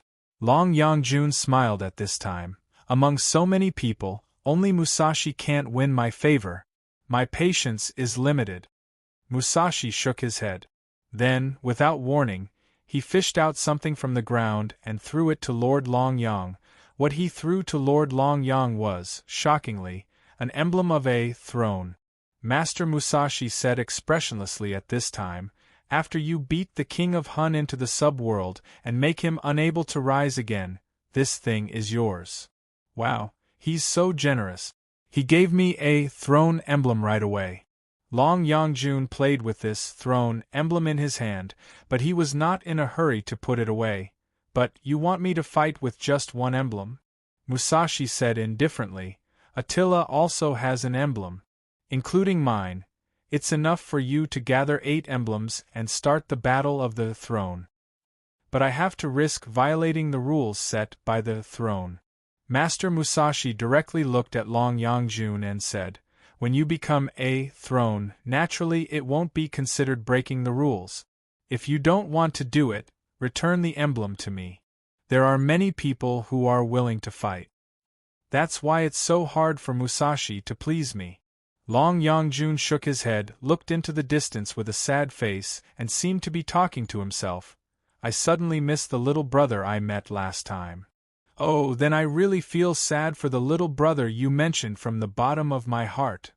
Musashi stretched at this time and directly lay down on the floating stone, scratching his butt and looking at Long Yangjun. He said, if there's nothing, don't disturb my afternoon nap. It's quiet here. I'll wait for your news here. Why didn't Musashi go back to the Eternal Night Palace to guard the gate? Long Yangjun asked in surprise. Musashi yawned and said, there was a fight between the members of the Eternal Night Palace, but as the guard, I didn't rush to stop it because I had to clean up the dueling platform. I'm really sorry. Then I'll move around a bit. Long Yangjun smiled and walked through the gate. At this time, Long Yangjun only heard Master Musashi behind him say lazily, don't tear down the Eternal Night Palace. It's troublesome to clean it up. Long Yangjun looked back and said with a smile, you're really a cunning man. But it's also where your charm lies, Musashi. Get lost. Musashi waved his hand and a sword light came out from his palm, directly splitting the light gate. Of course, Long Yangjun had already disappeared into the light gate. Master Musashi shook his head and picked his nose. Sword chi is really a good skill. Even if I don't know magic, I can still stand and attack. This is much better than a rotten ore. God knows what bad things he did with the ore. Brother Chang? Brother Chang. You Danqiang? After returning to the Eternal Night Palace, Taisetsu was a little bored waiting. He thought of Yu Danqiang, who was still in the stone hut, and directly walked over. The square outside the Eternal Night Palace was much wider than the round platform of the dueling platform. But the stone hut was empty at this time. Taisetsu walked into the stone hut and only saw a small knife on the ground. In addition, the hut was a little messy, but he didn't see Yu Danqiang. Did he run out? Taisetsu picked up the knife on the ground and couldn't help but frown. While he was puzzling, he found a claw-like mark on the ground, which was now slowly mending itself. He remembered that Musashi said that the square of the Eternal Night Palace had the ability to automatically repair itself. This claw mark should have been made not long ago. But why would Yu Danqiang destroy the stone hut's floor for no reason? He was suddenly startled and remembered the second time he met King of Hun Attila. There was an indescribable strange feeling in his heart. Then, as if he vaguely thought of something, he rushed into the Eternal Night Palace without looking back and ran directly to the Colosseum here. That purple-white original void demon in the shape of a bull-head beetle, could it be? That's right, I've become stronger. But not strong enough. I still want to become stronger. I want to become the most handsome boy in the whole village. No, I want to become the most handsome boy in the whole city. I want the whole world to be filled with my fish balls. So, I think you're actually a good person, so you must have something good about you. Please don't get into trouble. Chapter 1484. The door opened and Taisetsu walked straight in. This was the door that led directly to the bestial battle arena. Just as Master Musashi had said, after entering the bestial battle arena from the outside, one's body would be shrunk. Taisetsu finally felt the vastness of the bestial battle arena. The bestial battle arena wasn't a simple arena. Instead, it was divided into 4 different areas that corresponded to different climate. When Taisetsu entered, the area he was in was a world of ice and snow. Because of the snowstorm, his vision was greatly limited. The low visibility made it difficult for Taisetsu to search for anything with his vision alone. As for the sound in the snowstorm, the cries of different kinds of void original demons mixed together, sounding like the wails of hell. Taisetsu looked around. The snowstorm had completely covered the tracks on the ground, but logically speaking, it hadn't been long since Master Musashi released that void original demon into the bestial battle arena. It shouldn't have gone far. He began to run quickly on the snowy plains. Along the way, he didn't stop when he occasionally encountered void original demons that were causing trouble, those that he could kill with one strike. He killed them and put them into his Chienkuan bag. If he needed to fight with them for a while, he couldn't be bothered with them. He reckoned that he was still in the outer area. The void original demons here were generally things that could be killed with one strike, and that was before he used the Zhanlu sword. It wasn't until Taisetsu encountered the first void original demon that he needed to fight with 2 or 3 strikes that he felt that something was wrong. This bestial battle arena was clearly much bigger than he had imagined. That's not right, even if this place is bigger than I thought. The frequency of me encountering small monsters is too low. Taisetsu recalled the scene when he was observing the bestial battle arena from above. At that time, he only felt that the void original demons were densely packed in the bestial battle arena. It didn't look so spacious and empty. This made Taisetsu calm down. If the number of small monsters in the area decreased, there were only 2 possibilities. They were all killed or they moved to somewhere else. This snowstorm is really a hindrance. Taisetsu looked up and saw that the snowstorm was extremely vexing. Taisetsu was more or less a straightforward person. The simplest solution he could think of now was to get rid of the snowstorm. By how to get rid of it? The sword light soared into the sky and skyrocketed crazily. Then, it slashed directly over the snowfield. Then, the sword light condensed and finally returned to Daz. The sky above the snowfield seemed to be torn open with a huge crack. The wind and snow squeezed directly to both sides. Light sprinkled from the crack, and the snowfield became clear. Taisetsu looked into the distance and instantly discovered the silhouettes of dozens of void original demons that had been hidden in the snowstorm. These void original demons were now scampering across the snowy plains, and seemed to be heading in the same direction. He couldn't help but find it strange, and immediately followed. As he moved forward, the snowstorm that had been split open was like flowing water, and soon returned to its original state. Perhaps the weather here was constant, but fortunately, Taisetsu had already caught a void original demon that was moving in a certain direction, so he didn't have to break through the snowstorm again. Finally, some mournful cries became especially clear amidst the sound of the snowstorm. Taisetsu came to an ice valley, and couldn't help but frown when he looked down. In the ice valley, hundreds of void original demons were gathered like ants, all heading in the same direction, and at the end of that direction was the bull-headed beetle that the King Hun had brought here and sent here by Master Musashi. For some reason, the void original demons that had gathered didn't attack each other, as if their only target was this bull-headed beetle. They attacked wildly and hoarsely, as if they couldn't wait to completely devour this void original demon.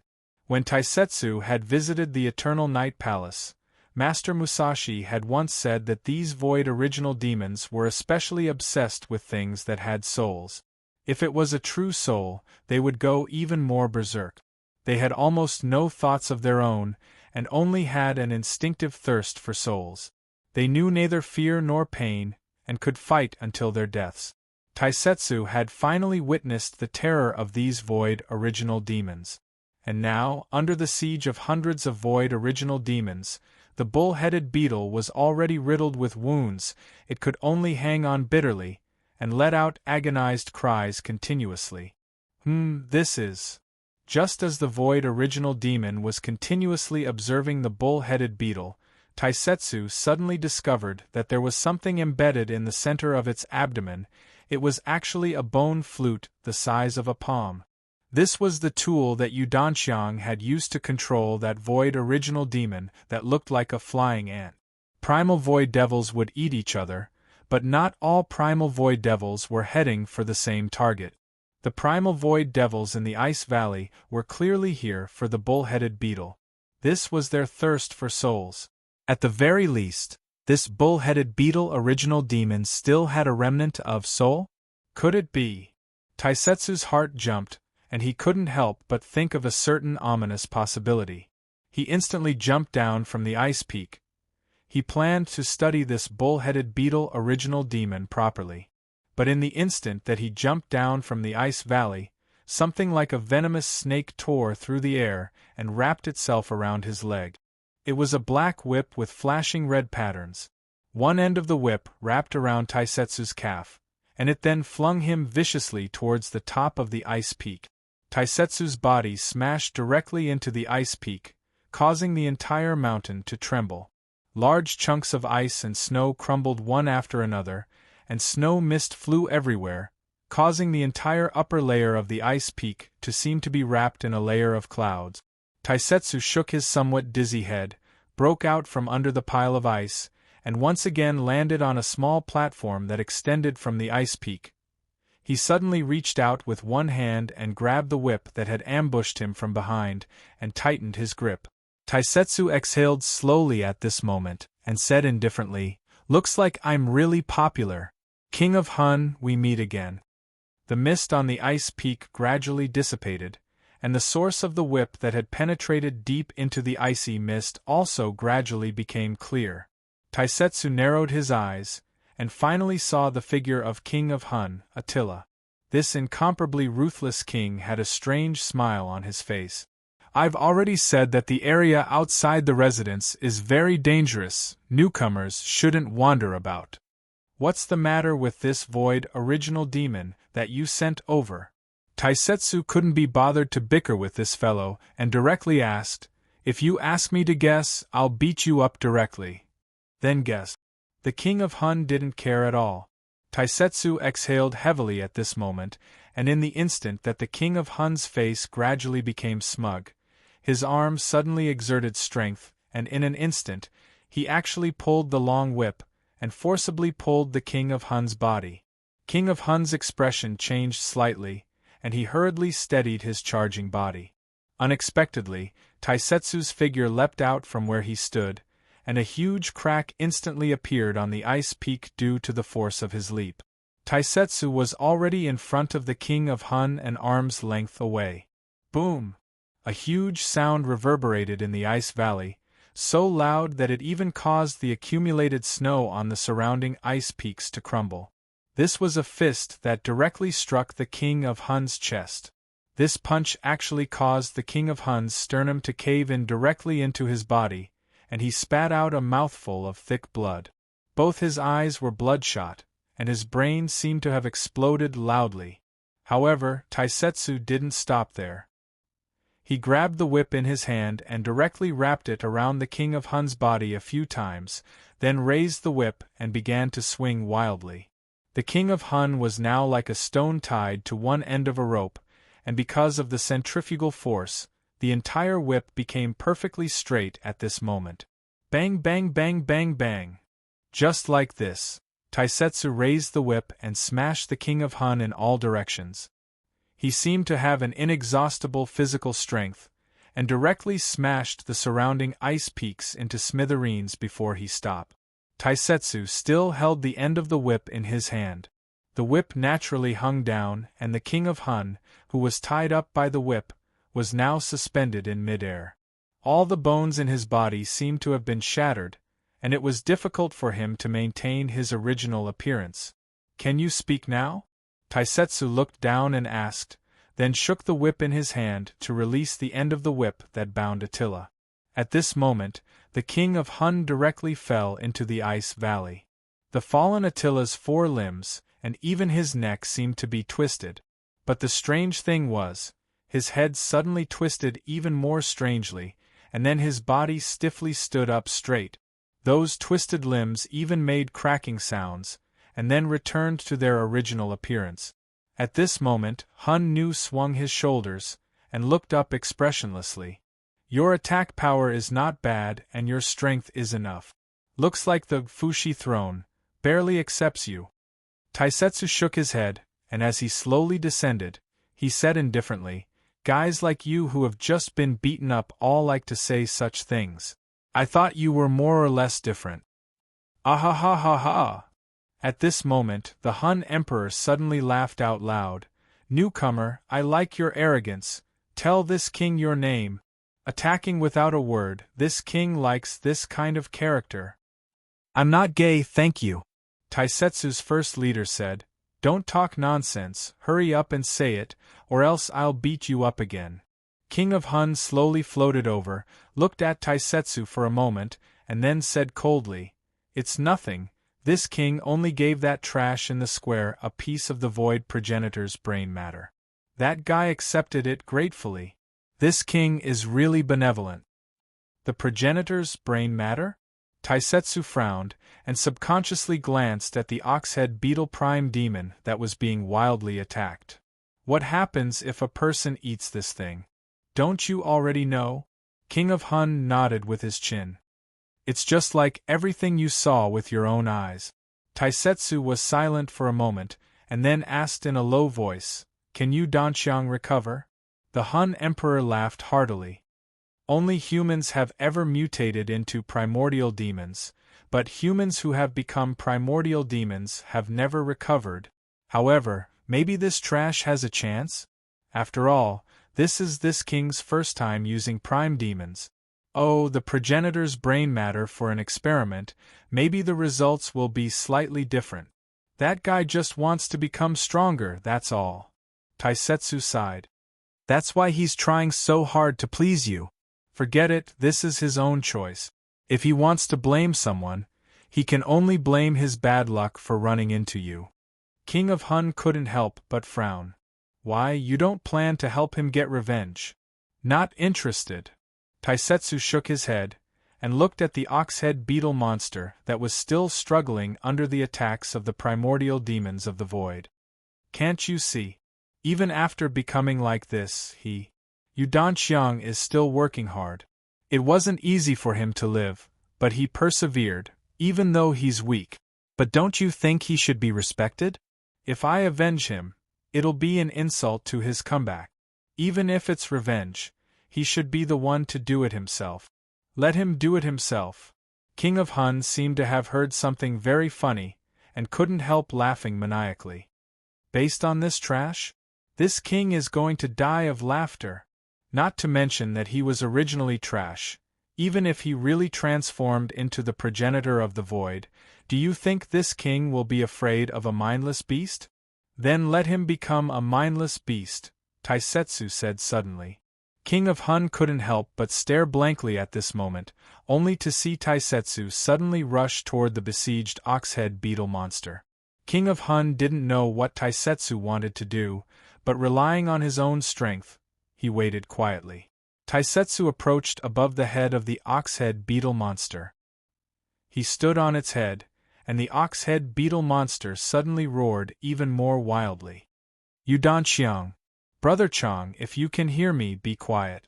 Taisetsu whispered at this time, I feel it. Maybe you don't understand, but I'm actually very sensitive to such strong things. After all, I'm also black. The wind and snow covered Taisetsu's voice, and King of Hun couldn't hear clearly for a moment. But miraculously, the oxhead beetle monster really quieted down at this time, even to the extent that it was a little strange. It actually allowed those void original demons to tear and bite its body without any resistance. This is the salary that my boss gave me when I worked at the Penglai treasure house last time. Taisetsu slowly took out a sheepskin scroll at this time and spread it open. My boss said that this is a one-time transaction contract. You just have to nod your head, and it will fulfill your wish. Of course, the more you are willing to pay, the more you will get. The wind and snow suddenly stopped. King of Hun suddenly felt a sense of danger approaching. This was something that he hadn't encountered many times since he leveled up to the dimensional crevice. This strong sense of uneasiness even made King of Hun suddenly rush forward. He didn't care what Taisetsu wanted to do to the oxhead beetle monster. He only had one thought at this time, and that was to nip the danger in the bud. Herculean bull. Camel. The Hun Emperor shouted, "This king's incarnation, crush this king's enemy." In the sky, following the Hun new king's loud call, two whirlpools suddenly appeared. A huge bull and a camel actually tore out from the whirlpool. Their size was so huge that they directly surpassed the body of the bull-headed beetle. "This is my first time doing business, don't get in the way." Cram. Honest people would probably get angry too. Taisetsu coldly snorted and reached out to take the Zhanlu sword from his neck. Heavenly sword. A huge 100-meter-long sword light fell from the sky and instantly killed the mountain-sized Herculean bull and camel. After the two huge incarnations were instantly killed, King of Hun was stunned and spat out a mouthful of blood. His blood dyed the sky red, and his entire body slowly fell to the ground like a frosted eggplant. Humph. Do you think the name of my Fengmen Ao Er Li to a new Dong Feng double flower red rod is fake?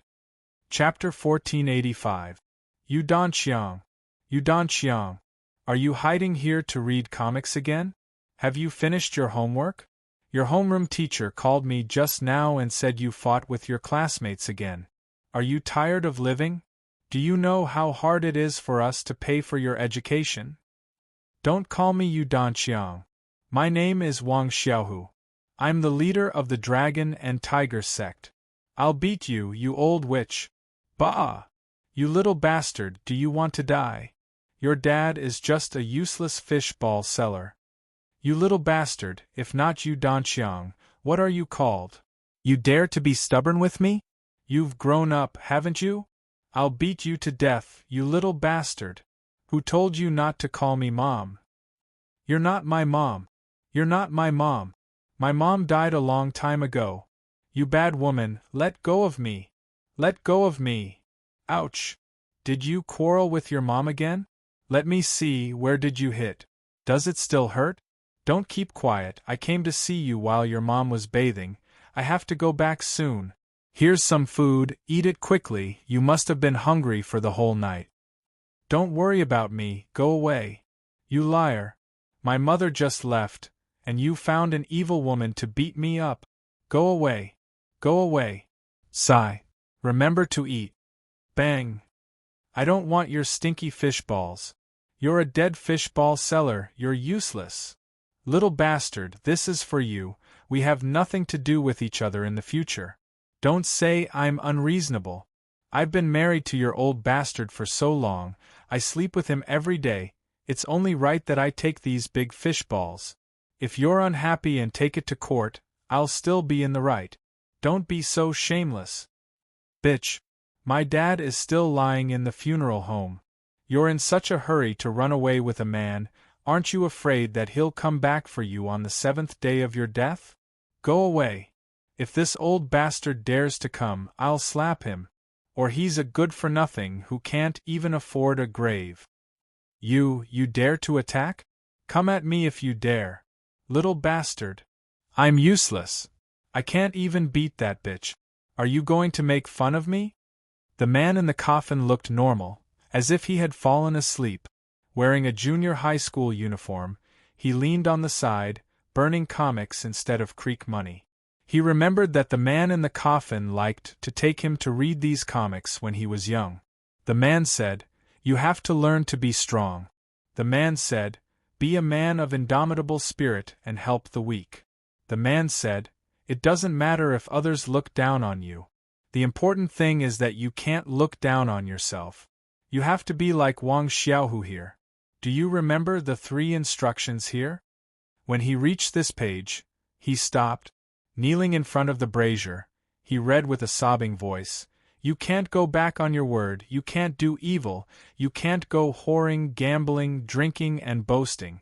It's all bullshit. Only by killing and arson could one become strong. I don't want to be Yu Danxiang, I want to be the strongest one. The flames in the brazier suddenly flared up and burned everything to ashes. You haven't graduated from high school. You should at least study a technical school, right? If there's no technical school, it's hard for us to hire you. Why don't you go next door? Manager, give me a chance. I'll study hard. I'm willing to do anything. I'm not afraid of being tired. Go, the economy is not good, we can't afford to hire you. Ahua, don't go, please don't go. I can't live without you. Ahua, stay, I'll treat you better. Give me some time, I'll make money, I'll make a lot of money. Give you time? Who gives me time? Ah Chang, I can't wait. Sorry, a woman's youth is limited. If you can make money in the future, find a young and beautiful woman and forget about me. Ahua. Don't go, Ahua. Ahua. He chased her on the road, crying and shouting, hitting the window of the car that he couldn't catch up with. The woman in the car just turned her face away. Finally, he ran out of strength and lay on the road under the heavy rain. Hey Yu Danxiang, give me 10 yuan of fish balls. I've searched everywhere, but your fish balls are the best. Of course, this is a secret recipe passed down from generation to generation. You can't find a second place in the world. Haha, of course. Then, Brother Chang, I wish your business prosperity and better. Thank you. Thank you. Old man, I'm back to sell fish balls just like you. Am I useless? However, he didn't seem to be out of practice. Yu Danxiang, where did you hide the biggest fish ball? If I can't find it today, I won't give you any money. Brother Shaoxing, please let me go. My business is small. Where is the biggest fish ball?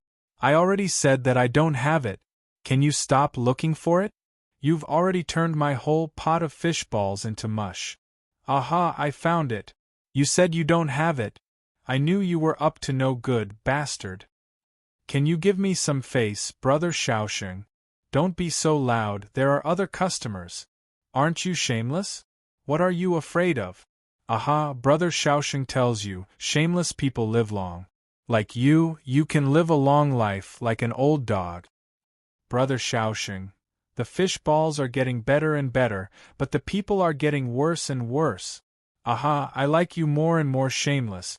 You'd better keep selling fish balls here. I'm not happy to eat at other places. Come on, I'm happy today, I'll give you a tip. Thank you, Brother Shaoxing, thank you. You're really like an old dog, aha. Yes, you're really like an old dog. You came here to open a stall, and you're going to be an old dog in his 40s. But, people are like this. If there's no chance, there's no chance, right? So painful. His body was like being crushed into mud, the pain was indescribable. It was like being imprisoned in a dark space. Yu Danxiang was in pain. He had a dream, dreaming that he had become a huge monster, and there were other huge monsters around him. These monsters were crazily biting him. He struggled to resist, and he tore every monster that bit him. He felt that every time he tore a monster, he would become stronger and stronger. But there were too many monsters in front of him, too many. It was like going back to the past. No matter how hard he tried, no matter how hard he fought, he would still fail in the end. There were many examples of the success of those grassroots civilians, but none of them could be replicated. There were too many people in the world. The population was exploding. Even the survivorship deviation value was multiplied many times by this huge base. Sure enough, I'm the protagonist. I can turn the tables, I can win, and so on. It's all just an illusion. No matter how hard I try, the resources have long been squeezed to death by the people at the top. Give up. Just give up. Death is the end of everything. Naturally, there will be no worries after death. Give up. Yu Danxiang gradually closed his eyes, unwilling to move. He couldn't move. He was too tired. Life was too tiring. It was really too tiring. Dad, am I very useless? I'm already in my 30s. Dad, I'm really tired, I can't hold on anymore. In the Colosseum of the Eternal Night Palace, in the ice and snow area, Daz held the Jianlu sword in his hand and stopped. He directly killed the 2 clones of Attila the Hun Emperor with one sword. After slashing Attila the Hun Emperor down, he did not continue to pursue. At this moment, Taisetsu frowned as he looked at the raised parchment scroll. He looked at the motionless bullhead beetle void original demon and gradually had an ominous feeling. There was no sign of a deal on the parchment scroll. This was Taisetsu's first time learning how to make a deal. It wasn't that he hadn't done it before. Black Soul number 18 had brought him to do it once, but at that time, Taisetsu had been watching from the side. He wasn't sure if it was because the deal still needed some time, or because Yu Danqiang didn't choose this deal in the end. Or, what Yu Danqiang wanted and what he could give were completely different, so he couldn't violate the one-time contract given to him by Boss Luo. Time passed slowly. This bullhead beetle void original demon didn't only close its eyes, but also its limbs gradually became weak. It knelt on the ground bit by bit, and finally its whole body lay on the ground. The surrounding primordial void devils swarmed over and tore at its flesh. It was a startling sight. Taisetsu opened his mouth, looked at the scene in front of him, and finally sighed. Yu Danqiang. Brother Chang, is this the only way? You forgot what you said, Taisetsu shook his head. In fact, he understood from the beginning that Yu Danqiang had become like this and lost his mind. Even if he kept his soul. But in the situation where he lost his mind, how could he clearly express what he wanted to do? After all, this was only a one-time deal, and not Boss Luo coming in person to make the deal choice flexibly and freely. Ha ha ha ha. Looks like you've wasted your efforts. At this moment, wild laughter that seemed to cover the sky and cover the earth resounded from all directions. Taisetsu frowned and turned around, only to see a figure flying rapidly from below. It was King of Hun, Attila, who had been struck down by him not long ago. At this time, Attila's injuries seemed to have healed, and apart from some tattered clothes, he looked fine. You're really lucky. Taisetsu snorted. When he looked at the bull-headed beetle void original demon again, there was a hint of helplessness in his eyes. King of Hun Attila snorted. After this king killed a god, this king has 10 avatars. Although that strike of yours was powerful, it's still too early for you to kill this king. Taisetsu shook his head. It's really unfair. A guy like you actually has a better life than Yu Danqiang. King of Hun couldn't help but laugh when he heard that. He said mockingly, I say, you are still a powerhouse who ascended from the lower realm. Can't you see through the logic of fairness and unfairness? Even if this king is mediocre, this king is of noble birth. Since birth, this king has achievements that others can't achieve even if they work hard. So what? This is this king's fate. Besides, if this king really didn't have any ability, how could this king have achieved what he has today? Why? The efforts of ordinary people are precious, but the efforts of God's favored children are naturally worthless in your eyes? Taisetsu dug his ears and said, Sorry? I'm originally a commoner. I used to hate the rich. Now, I'm going to have double standards for you. Come and bite me. King of Hun Attila's face suddenly stiffened. It wasn't that he hadn't seen shameless people before. Among the Transcendents, there were many shameless people. However, he had never seen someone like Taisetsu who directly said it out loud. King of Hun Attila took a deep breath, but suddenly shook his head. He glanced at the bull-headed beetle monster that had fallen to the ground. Almost half of its body had been bitten by the void original demons. He suddenly laughed and said, I originally wanted to see if this trash would have any special changes after eating the brain of the ancestor. But it seems that trash is trash. Even if given a chance, it still can't soar to the sky. Taisetsu slightly narrowed his eyes. He didn't say anything, but only raised the Jianlu sword at an angle. King of Hun Attila chuckled, shook his head and said, "Newcomer, I admit your strength. However, I don't think that we need to fight to the death. You see, this trash is just like this. Since it's already a foregone conclusion, why should we hold on to it? As an expert in the Ascension Gap, you should understand that there is no unresolvable hatred between experts. Our ultimate goal is to solve the mystery of the gap and enter the primordial. Why should we make things difficult for ourselves here?" "Sorry, I'm very vengeful," Taisetsu said coldly. King of Hun Attila snorted coldly, "You're just a newcomer. Do you really think that you can do whatever you want just because you're recognized by the Fushi throne? Today, I'll let you know that even if you're powerful in your original subworld, you'll still have to obediently kneel down in front of me here." Taisetsu Attila didn't intend to continue arguing with him. He waved the Jianlu sword in his hand.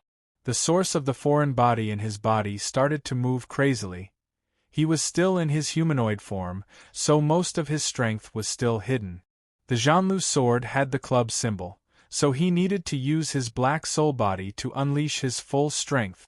At the same time, King of Hun Attila's ferocious nature was also aroused. Behind him, 10 huge whirlpools floated.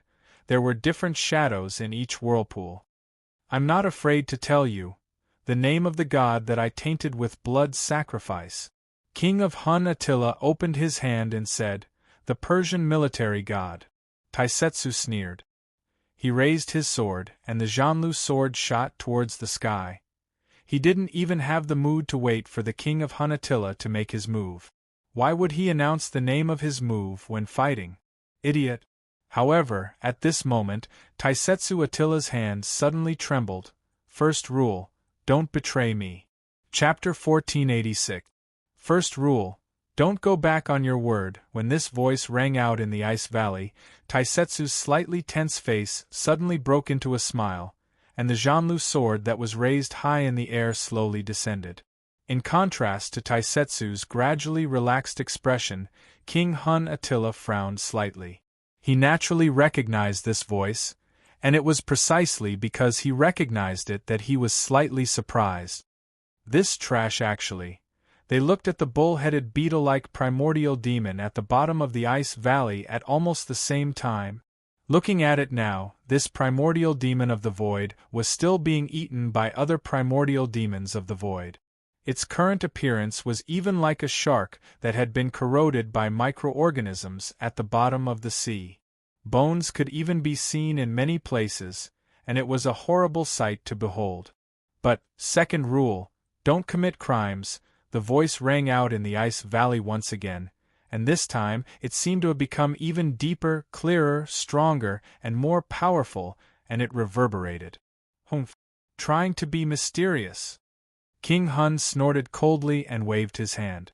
One of the 10 huge whirlpools behind him suddenly shone brightly, and he shouted coldly, "Wild boar!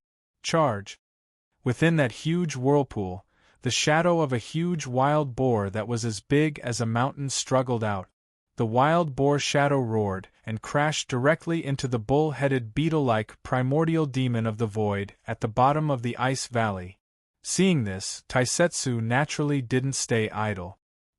He swung the Jianlu sword downwards, and another 100-meter-long sword light pierced down from the sky, but this time, Attila was already prepared and ordered the wild boar to stop in midair.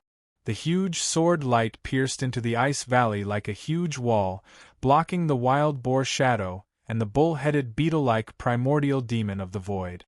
"You dare to block this, king?" The King Hun's eyes shone with an ominous glint. Taisetsu ignored King Hun's glare and stood on top of the giant sword light, holding his sword. "To be honest, the first time I met you, I wanted to beat you up. But my boss is a good person, so I'm a good person too, so I won't hit people casually. So when I met you the second time, I held myself back. The less trouble the better. But the third time, you still jumped out. This is your fault. I want to ask, how am I in your way? Fine, I won't argue with you for the third time. Because I'm a good person with a family. If I can avoid fighting, I won't.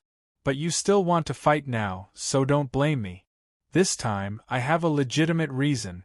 This guy is now my client. My boss said that if anyone dares to touch our client, then we don't have to be polite anymore. Who knew if Boss Luo had said that? Are you sure you want to stop me?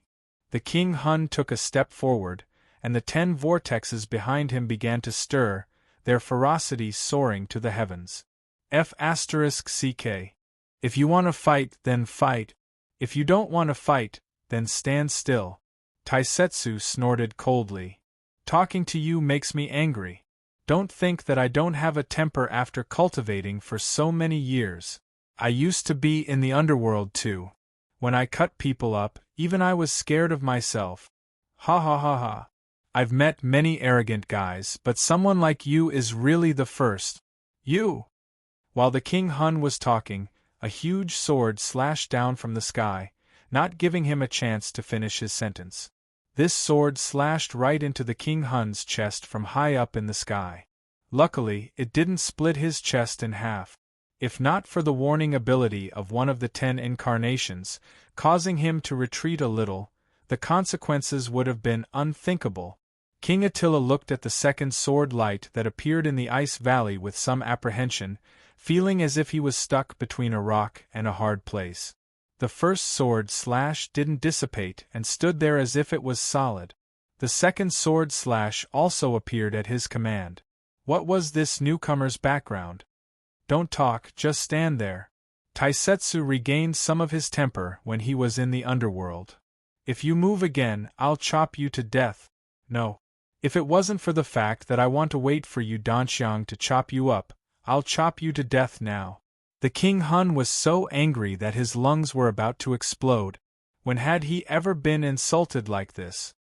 He was a peerless villain who fought in all directions in his own world, trampled on countless races, and even sacrificed more than half of his people to pollute the gods. He held the 10 incarnations of the god that he had seized. Although he wasn't the top in the Transcendence organization, he wasn't a good person either. He just liked to abuse people for fun. He was just a piece of trash that was unfortunately caught in the cracks. How could he expect to meet a guy like Taisetsu, who was so reckless when he was unreasonable? This piece of trash. Even if he was several times stronger, he's still trash. The King Hun roared. What I fed him was only the brain matter of the ancestor. At most, he'll mutate into the ancestor of the void. I've killed at least 80 of the ancestors of the void. There's no need to wait for this piece of trash to wake up. I'll teach you what fear is first. This time, it wasn't the sword light of the heavenly sword that came down from the sky. This time, it was a huge sword light that was like a panel, directly whipping toward the King Hun's body. This sword light was over 100 meters long, so the width of the sword blade could be imagined. This huge sword blade slamming towards Hun Nu King made it impossible for him to dodge. He could only brace himself and use one of his incarnations to block it, and only then was he able to block it. But when the incarnation blocked it, it was already dispirited and listless. You shameless guy. How can you use a sword like that? Are you still a swordsman? The King Hun couldn't help but curse. He had never seen anyone use a big sword like a door panel. When did I say I was a swordsman? When I used to fight, I always used whatever was convenient for me. Why did I have to hack it when it was convenient for me? Are you an idiot? Alright, now let's switch. The King Hun frowned at this moment. There were already strange changes in the ice valley. The original void demon in the form of a bull-headed beetle was actually splitting a large number of blood strands out of its body. These blood threads entangled the surrounding original void demons one by one, and then pulled madly towards the bullhead beetle original devil.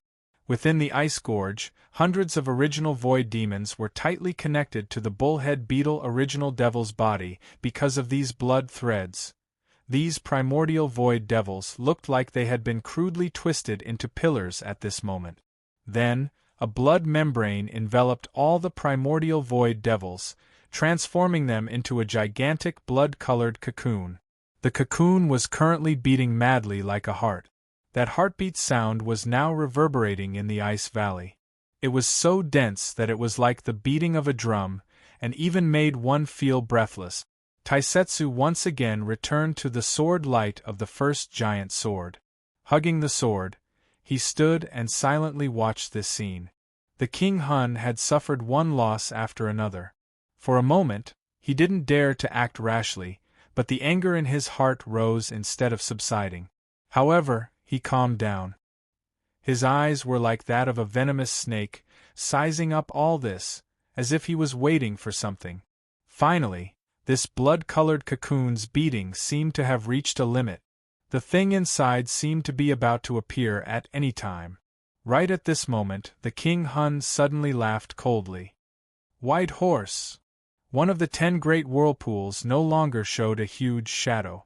Instead, a huge light pillar shot out directly from this whirlpool. The light pillar had an extremely high temperature. The moment it appeared, it had already melted the surrounding ice peaks. It directly shot towards this blood-colored cocoon and pierced through it. The terrifying heat directly scorched the large cocoon's wound. It was like a heart that had been pierced. A large amount of dark green liquid gushed out from the wound. The large cocoon jumped a few times at this moment and then collapsed with a loud crash. There was no more movement. Ha ha ha ha! The King Hun laughed maniacally. Trash will always be trash.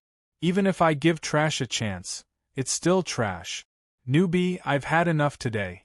I'll find you another day. He turned and left, overflowing with pride.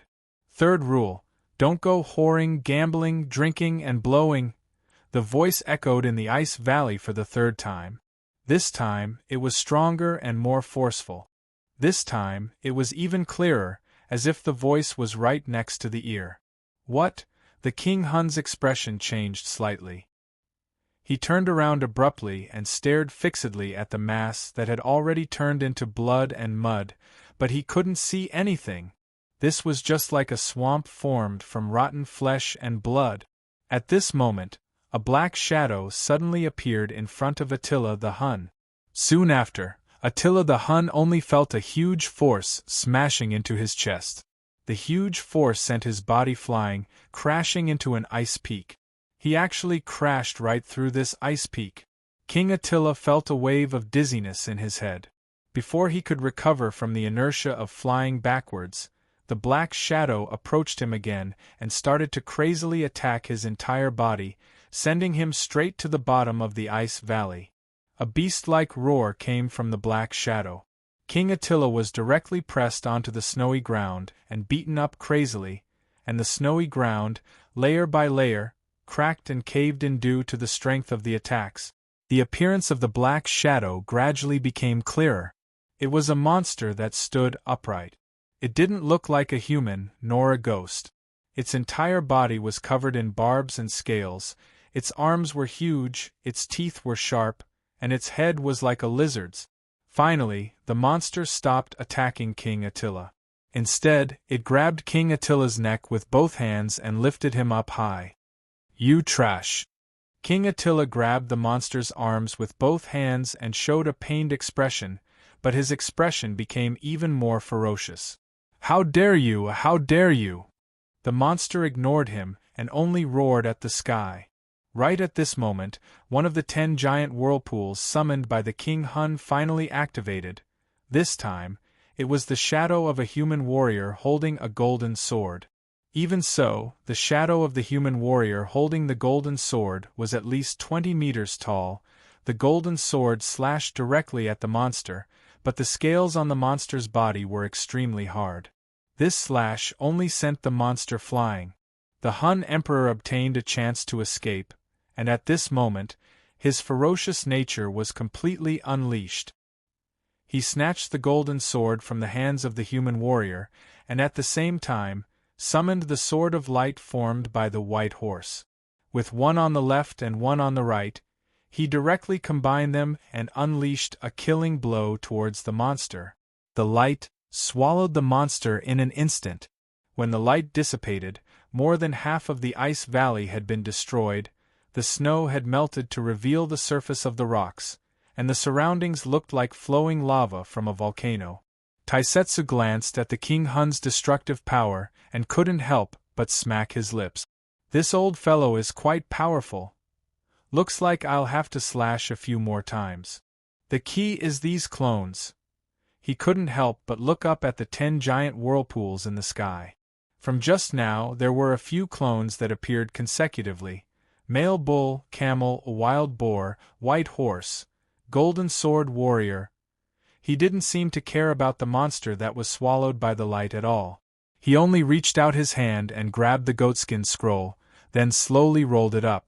At the same time, on the ground, the King Hun was holding a sword of light that shone like the sun. The ferocious look on his face disappeared and was replaced by silence. He was looking straight ahead. In front of him, the monster covered in scales stood motionless. Its entire body had turned into black charcoal under the high temperature, and it looked like an ugly lump. Crack! At this moment, a crack suddenly appeared on the body of the carbonized monster. Following the appearance of the first crack, a large number of cracks appeared on the carbonized monster's body. Black light shone out from the cracks, followed by a powerful shockwave that spread out in all directions from the monster. The heat wave rushed to the distant ice peak, melting the ice and filling the surroundings with mist. Humph! In the white mist, King Arati snorted coldly. Wind! A tornado came down from the sky, blowing away the white mist around them. In the strong wind, there was an unshakable figure standing on the exposed rock stratum. It was Yudanqiang. However, it seemed to be different from Yudanqiang. It only had a similar appearance to Yudanqiang, or rather, it looked younger than Yudanqiang. Fine black hair grew all over its body, and its hands were more like the claws of a wild beast. Its exposed upper body had distinct muscles that seemed to contain terrifying power. On its back there was a pair of black bat wings. Its hair was disheveled and draped over its back. On its head there was a pair of gray horns that looked very much like the horns of the bull-headed beetle, the void original demon. Finally, it slowly opened its eyes. Its eyes were completely black, without pupils or sclera. Seeing Yudanqiang's new appearance, Taisetsu could not help but open his mouth in surprise. Huh! He could not figure out what Yudanqiang had become. He subconsciously glanced at the sheepskin scroll in his hand. I haven't read enough books, so I can't understand what's written on it. This isn't Chinese at all. What kind of language is this? Bad review. You trash. At this moment, the King of Hun snorted coldly and raised the destructive lightsaber in his hand. At the same time, he suddenly moved. It was silent, impossible to catch, and as fast as light. The moment the King of Hun's lightsaber slashed down, its hands, its claws had already pierced directly into the King of Hun's chest. It was torn apart,